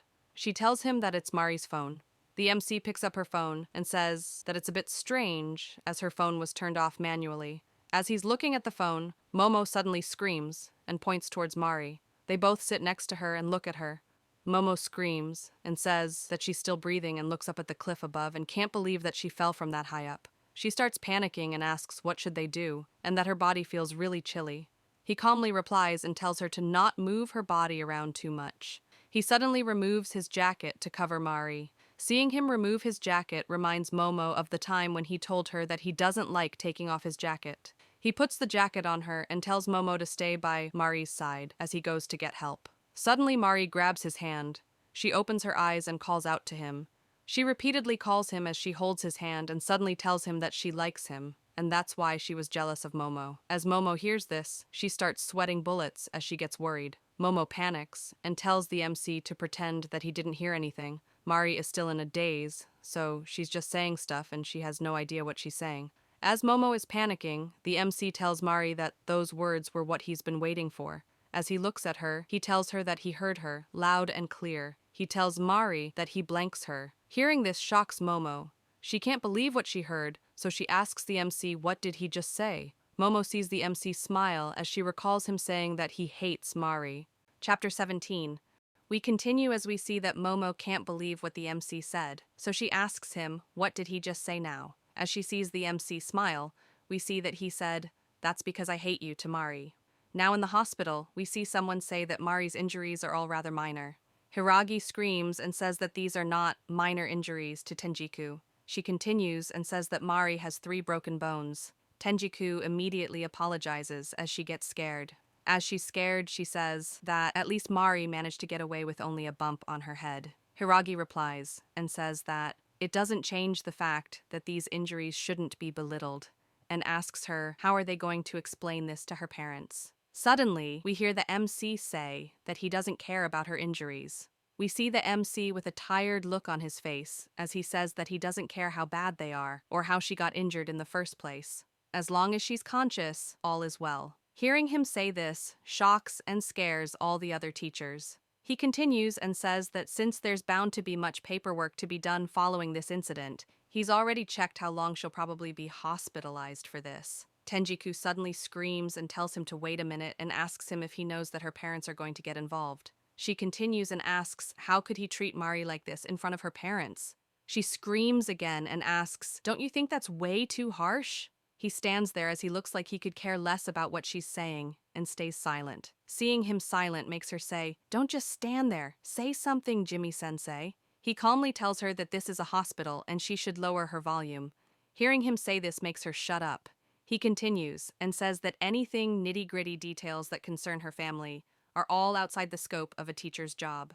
As they looked shocked, Tenjiku once again asks him another question. She asks him, how will he handle Mari? Mari still does not have any close friend she can open up to, and Tenjiku is sure that Mari is feeling very helpless right now. Suddenly the MC says Tenjiku's name. As he puts his bag on, he tells them that working hours are almost over, so he'll be taking his leave now. Seeing him say this shocks the teachers yet again. Now in the hospital room, we see Momo enter Mari's room as she says, thank goodness. She looks a bit concerned as she tells Mari that they said that she doesn't have to worry about any after effects and that she'll be discharged soon. Mari just stays silent as she lays in her bed with the blanket covering her. Momo turns towards the door from where she could hear the teachers talk and asks Mari if she could hear him and the despicable reply of his.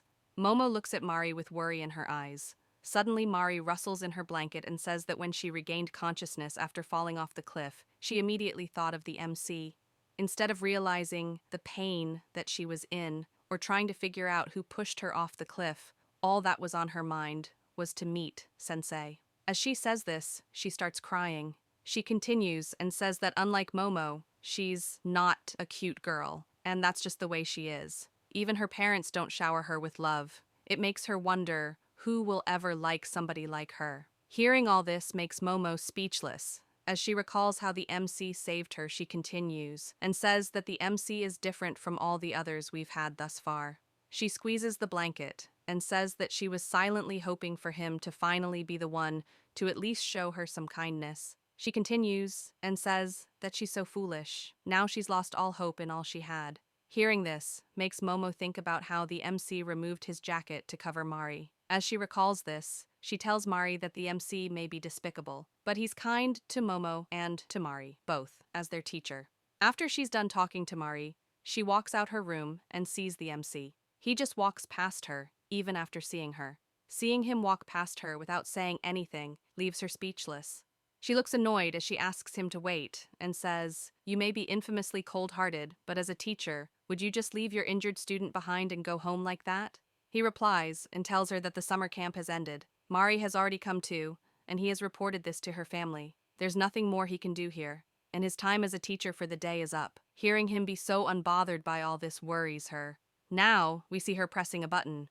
We see that she just got a can of coffee from the vending machine and tells him that coffee's on her, and tells him to hear her out. She tosses the coffee at him as she asks, "Now's your private time, right?" Seeing the coffee can flying towards him alerts him. He suddenly smacks the can to the ground. Seeing him do this pisses her off. She screams and tells him to catch that properly. He calmly replies and tells her that he doesn't drink sugary drinks. She sounds dejected as she says fine and picks up the fallen can of coffee. She sits on the nearby bench and asks him if he's only kind during his teacher time.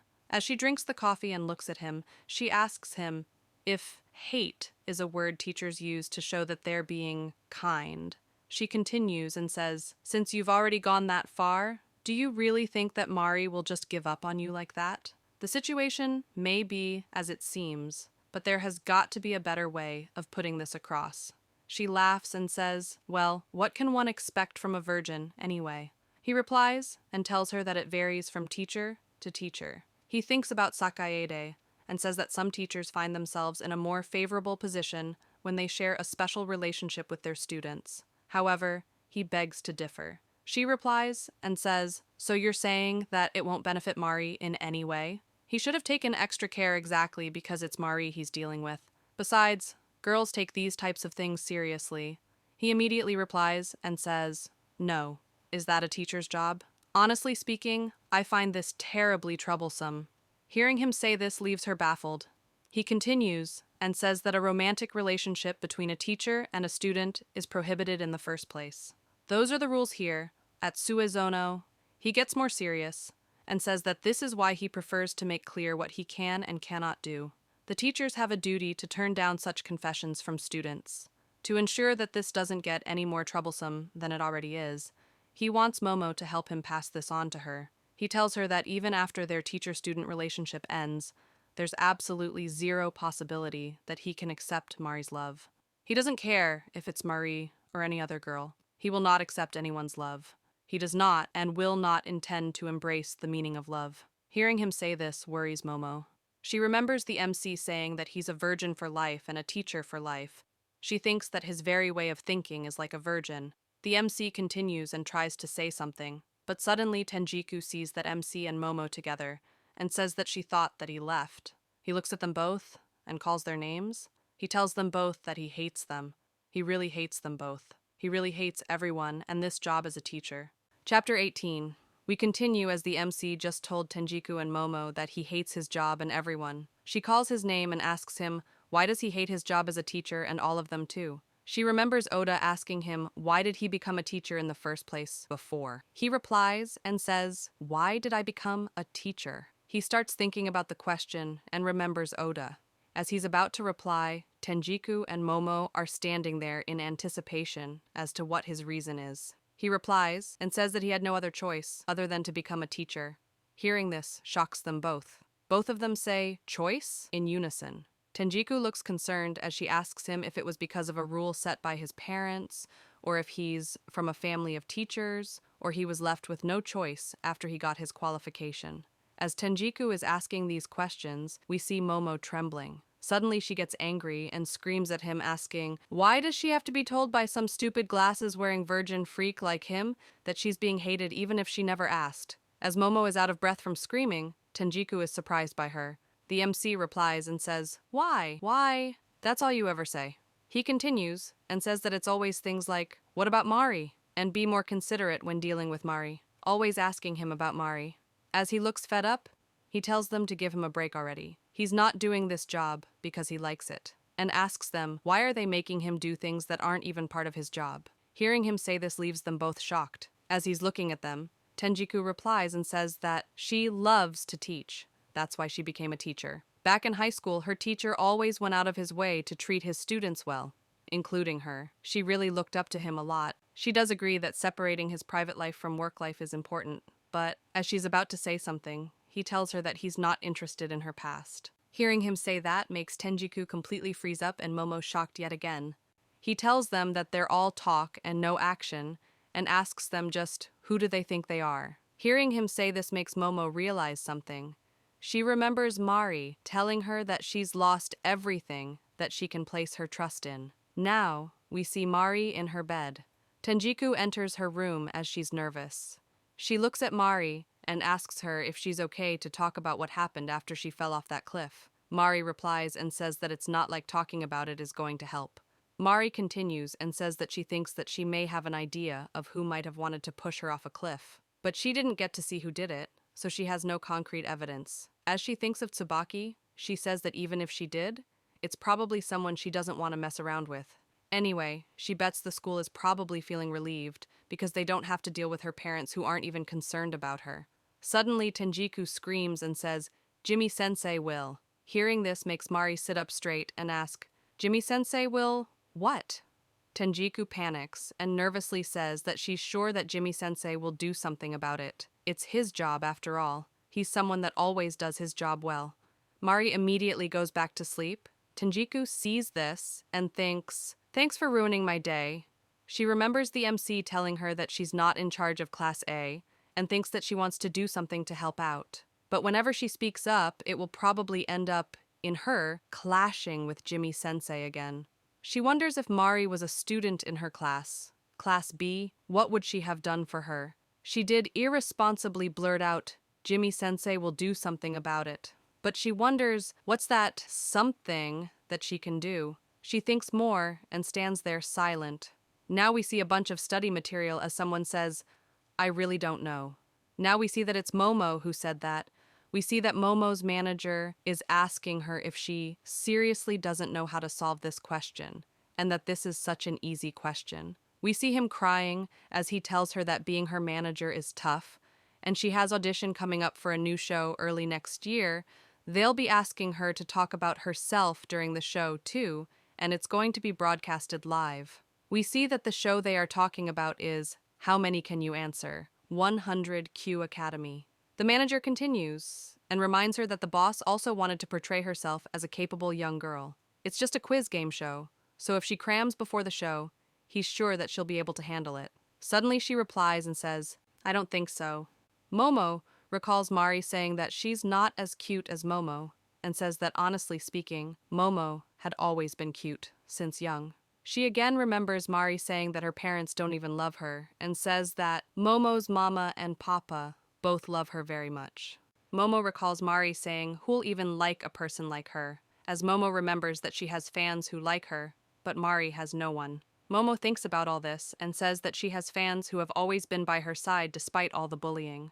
Hearing Momo say all this makes the manager confused, as he tells her that she's been acting weirdly recently. He thought that she's gotten over her previous episode, but she ended up getting her face hurt. As he's saying this, she silently sits there. She thinks, what can she do, even if it's not her job? She touches the cut she got on her face and thinks that she doesn't have the slightest idea, and what can she do if he's not her teacher? Now, we see the show which Momo is on starting. The show starts as the host says that tonight they'll be doing a 2-hour special for next year's debut, and they'll be broadcasting this live. We see that Mari is seeing the broadcasting live through her phone. The host starts off with the talk of the town, Hananaka Momo, and asks her, how has she been doing in school lately? He mentions that he saw a lot happen, especially online, and laughs at it to make the mood a bit lighthearted. Momo smiles and replies that recently one of Momo's classmates got rejected by someone she liked. The host gets confused and asks her if she's sure it's okay to talk about this here, and reminds her that this is live on air right now. Momo continues and says that the friend ended up getting pretty depressed, but Momo thinks that it's not worth feeling sad over being rejected by a guy like him. He had a horrible personality after all. We see that the teachers are all watching this show too. Amari looks confused as she says, "A classmate that got rejected by a guy?"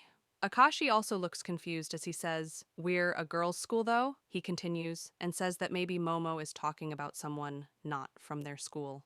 As they both say this, the MC stands there in silence. Momo continues on the show and says that the guy Mari liked wouldn't even bat an eyelid if she were to get herself gravely injured. She acts shocked as she continues and says, "What Momo means by gravely injured is something like being pushed off a cliff during a recent school event."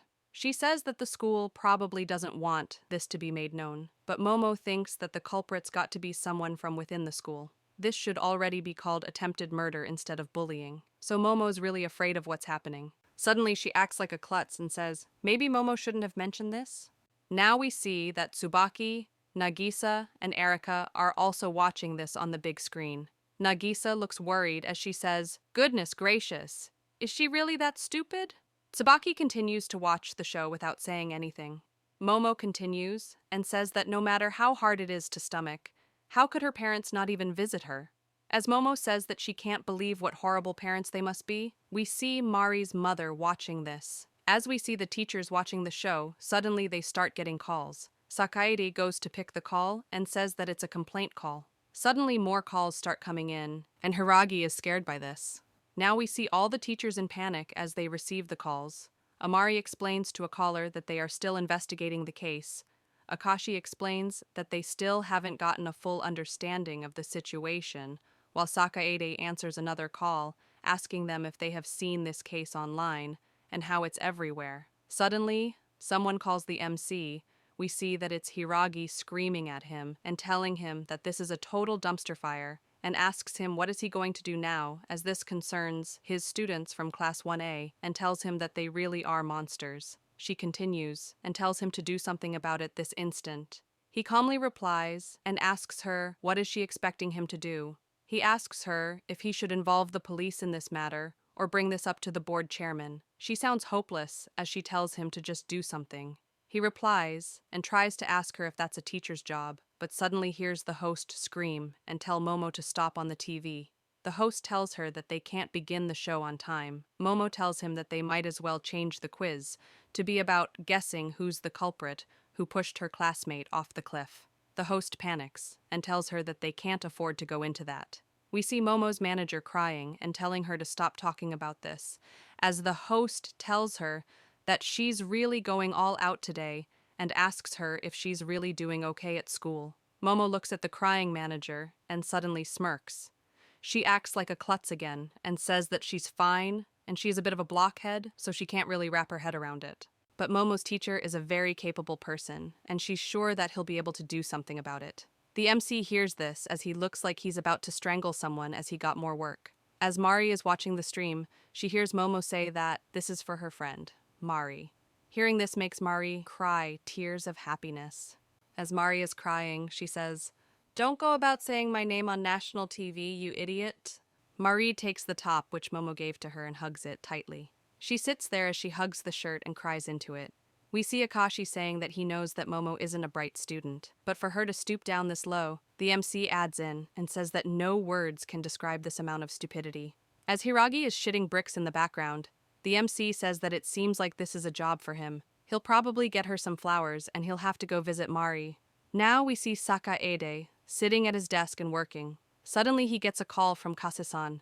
Seeing this confuses him. He picks up the phone and asks her what's the matter, and that he's swamped with work right now. Suddenly he hears Kase pleading him to help her. Hearing this shocks him. We see that Kase was also watching the show with Momo on it. As she looks scared, she tells Sakaede, "At this rate, I wasn't the one." Chapter 19. We start as we see a bunch of flowers. We see the MC looking at these flowers with his dead eyes. He's at a flower shop, asking the florist for lilies. He tells her that he wants to buy chocolate lilies.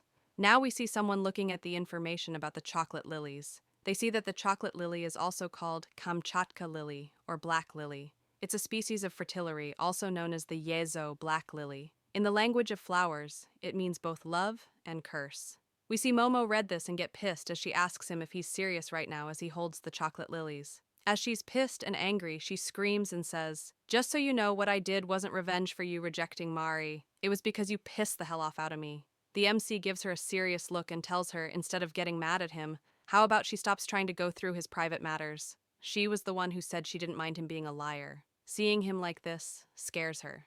As she's scared, she asks him if he's really pissed off right now. Mari tells them stop and shyly thanks Momo for worrying about her. She continues and says that thanks to her, the school finally started investigating it, but her important TV appearance was completely ruined.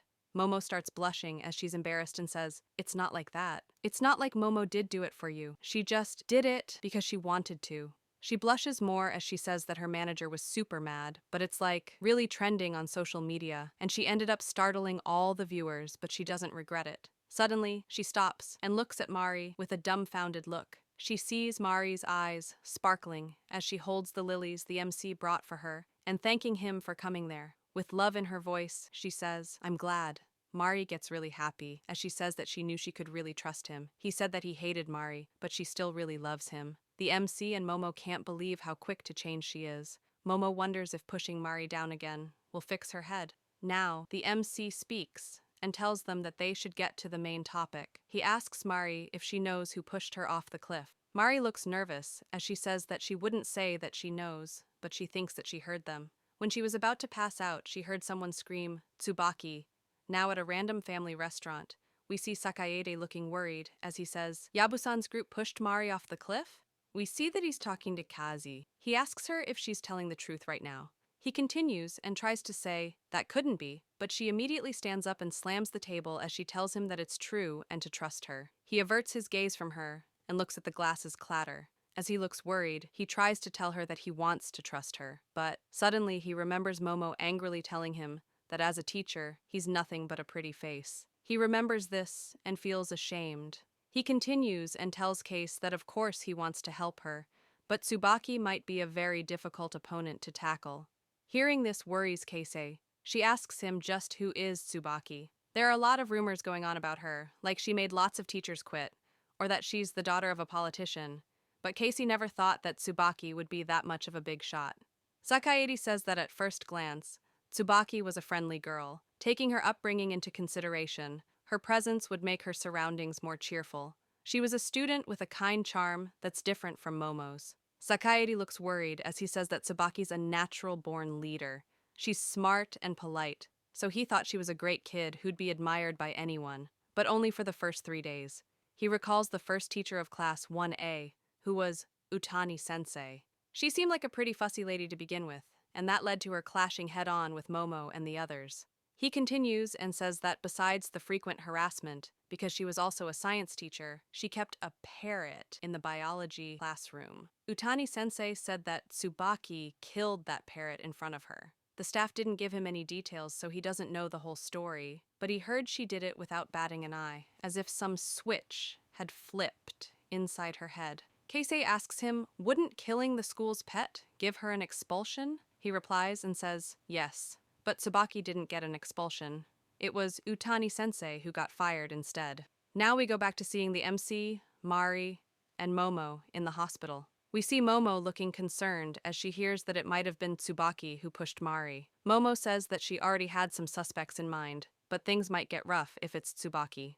Hearing this confuses Mari. Mari asks Momo, aren't Tsubaki, Erika, and Nagisa from the same middle school? Momo replies and says that she used to hang out with them, but you could tell that those three were especially close. Momo continues and says that Nagisa's caring to her friends, and that's great, but she's quick to retaliate. Tsubaki in particular apparently has pretty influential parents, and there are times when she gets strangely enthusiastic, and if Erika weren't there to hold the reins, Momo doesn't know what kind of trouble would brew up. Mari adds in and says, remember our first teacher, whatever her name was? Utani-sensei. After hearing the name, Momo also remembers the teacher and says, oh yeah, Utani. Momo continues and says that she doesn't know if Utani was from some good university or whatever, but she was that old hag who had a stick up her ass. Apparently, she got Tsubaki mad and got into a lot of trouble for it. Momo doesn't really get it, but she heard that she cried lots and made a big mess. Even Momo would get put off by that. The MC asks Momo what made Tsubaki angry in the first place. Momo replies and says that Utani picked a fight. She told Tsubaki, "Your parents are the impressive ones, not you." Tsubaki said she'd never, ever forgive Utani. Momo doesn't know what she did, but in the end, Utani was fired. The MC hears this and stays silent. Momo giggles and asks the MC if he got scared of this. The MC replies and says, "No. Doing whatever they please just because their parents are influential just makes them look even more like children." Hearing the MC be so ballsy makes the girls worry. The MC heads towards the door as he tells them that he'll be leaving now. As he walks out, Momo goes out too and tells him to wait. She screams and asks him if he even heard what she said. She tells him that if he doesn't watch out, who knows what kind of trouble he of all people will face. Momo looks at him as she's concerned about him, and he looks back at her. He suddenly looks really pissed as he asks, "I wonder whose fault is it that I now have to watch out for myself?" Seeing him pissed off scares her as she realizes that he's really pissed for sure. He replies and tells her that it's all right. Hearing this surprises her. He tells her that this is his job as a teacher. He walks away as he says this to her. As Momo turns around to go into Mari's room, she says that something smells weird. Suddenly, we see her scream and say that it's the flowers he brought. She screams that he really brought them just to mess with them and they smell like wet rags.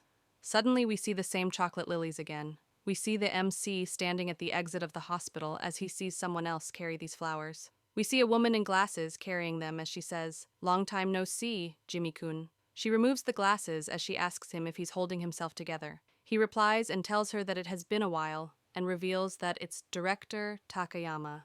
Chapter 20, we see a flashback where someone is holding some flowers and asking Jimmy-sensei if he knows that these flowers are called black lilies. We see the girl smile and say that these flowers represent love, malediction, and one more thing. Now back to the present. We see the director, the MC, and Tenjiku. Tenjiku gets them both a cup of tea and nervously tells the president, Takayama. The president smiles and thanks her. Seeing her do this makes Tenjiku more nervous. Now, we see that the other teachers are watching them from the outside. Sakaede looks at the president and says, "That's the president, Kanoko Takayama." Amari looks at her and says that she's a beauty. Akashi tells them that he heard that she recently inherited her family management, but it's his first time seeing her. He says that she looks so young and wonders if she's still in her 30s. As they see the MC's face, they ask why the president is meeting with him. The president tells the MC that she has come to tell him the entire story. She pulls out a tab and shows the clip of Momo saying, "This injury is about someone getting pushed off the cliff the other day. It doesn't seem like the school will make this public, but I think it was definitely someone in our school that did this. This is no longer bullying. This is a murder attempt." She shows the clip and asks the MC, "Isn't Momo your student?" Sakaede stands outside and listens to the president ask the MC, "A murder attempt at school? There's no way something so fanciful could occur. So unreal. I can't believe it." Hearing this makes Sakaede remember Kase telling him about how Tsubaki tried to kill Mari. He looks worried and doesn't say anything about what Kase said to them. The president continues and tells the MC that the higher-ups are already pissed off by this uproar. There are a lot of recurring problems in the class of first year's Group A. She asks him for what purpose did he ask to be assigned to this class, and she doesn't understand it at all. The MC just sits there silently and doesn't reply. Tenjiku butts in and says, "Wasn't President Takayama the one who hired Jimmy-sensei?" But she gets ignored. The president tells him that she will apologize to both of Mari's parents. If this incident becomes a problem for their school, somebody needs to take care of it, and tells him that she would like him to give a solution as soon as possible. With absolute, soulless eyes, he tells her that he understands, because after all, this is his job. Hearing this shocks the president. She sighs and says, "Your job, you say?" She sighs again as she says, "You never change, huh?" She looks at him and reaches for the ashtray. She suddenly yeets the ashtray at his head and hits him. As it hits him, he starts bleeding. Seeing this unravel makes Tenjiku just freeze in fear. The president looks at the MC as if he's despicable and tells him that she really hates that side of him. As we see the MC bleed and look at her with no expression, she tells him, "You disgust me." As Tenjiku is still confused, she screams and calls the president. The president ignores her once again. She goes closer to the MC and says, "Don't forget, Jimmy-kun." She goes closer to his face and says, "Forever and ever." We see that the other teachers are still standing outside the room and seeing this unfold. Suddenly, someone walks right past them. Sakaede sees this person and gets surprised. Suddenly, we see Momo drop-kicking the MC as she looks embarrassed and angry. Seeing her drop-kick the MC out of nowhere shocks Tenjiku and the president. As the MC's fallen on the sofa, Momo screams and asks him what the hell did he do. We see her angry and crying as she says, "Because of those filthy flowers you gave me. When this stupid brat passed by Momo, he said that the flowers smelled like shit to this super cute Momo." The president looks at Momo clearly and recognizes her. Before the president could say anything, Momo looks at the president and asks, "Who are you? Who's this old lady?" Tenjiku screams Momo's name to stop her and apologizes to the president nervously. Momo hears Tenjiku call her president and gets scared as she says, "Don't tell me that she has the highest position." Momo suddenly switches up and apologizes to the president for doing something very rude and that she's always a good girl too. The president is surprised and speechless by this sudden switch-up. Momo suddenly looks at the flowers brought by the president and gets scared as she asks them, "Why are those filthy flowers here too?" and asks if they are that popular. Hearing Momo say this surprises the president. The president gets up and tells the MC that those black lilies are for him. The president tells him to do his best at work. As she leaves, she looks at Momo and smiles at her. Seeing the president smile like that scares Momo. Now back in the hospital, we see Mari sitting on her bed and scrolling through her phone. She suddenly hears the door open as someone says that they are coming in.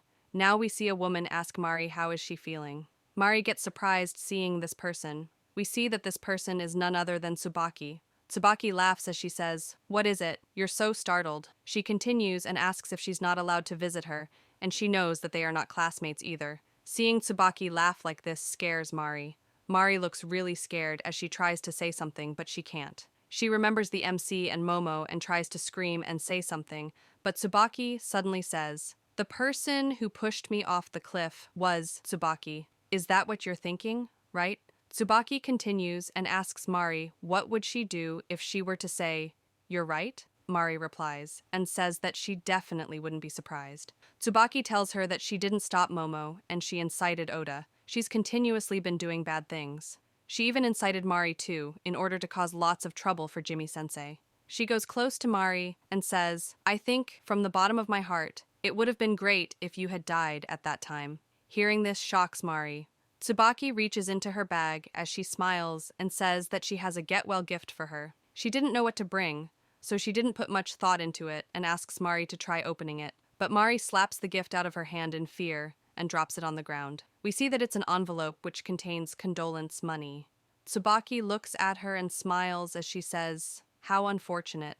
Mari looks traumatized as she asks Tsubaki why is she doing this. Tsubaki replies and tells her that she definitely wouldn't understand. The only one who definitely understands her is Jimmy-sensei. Now we see the MC walking as he holds the flowers which the president got him. He remembers the girl from the past who told him that these flowers are called black lilies. He continues walking as he remembers that these flowers represent love, malediction, and one more thing. Suddenly, he sees a body on the floor in front of him covered with blood. He gets shocked and drops the flowers as he remembers that the other thing these flowers represent is revenge. And this is how this chapter ends. Hope you all enjoyed. Please like, share, and subscribe, and leave a comment. Thank you.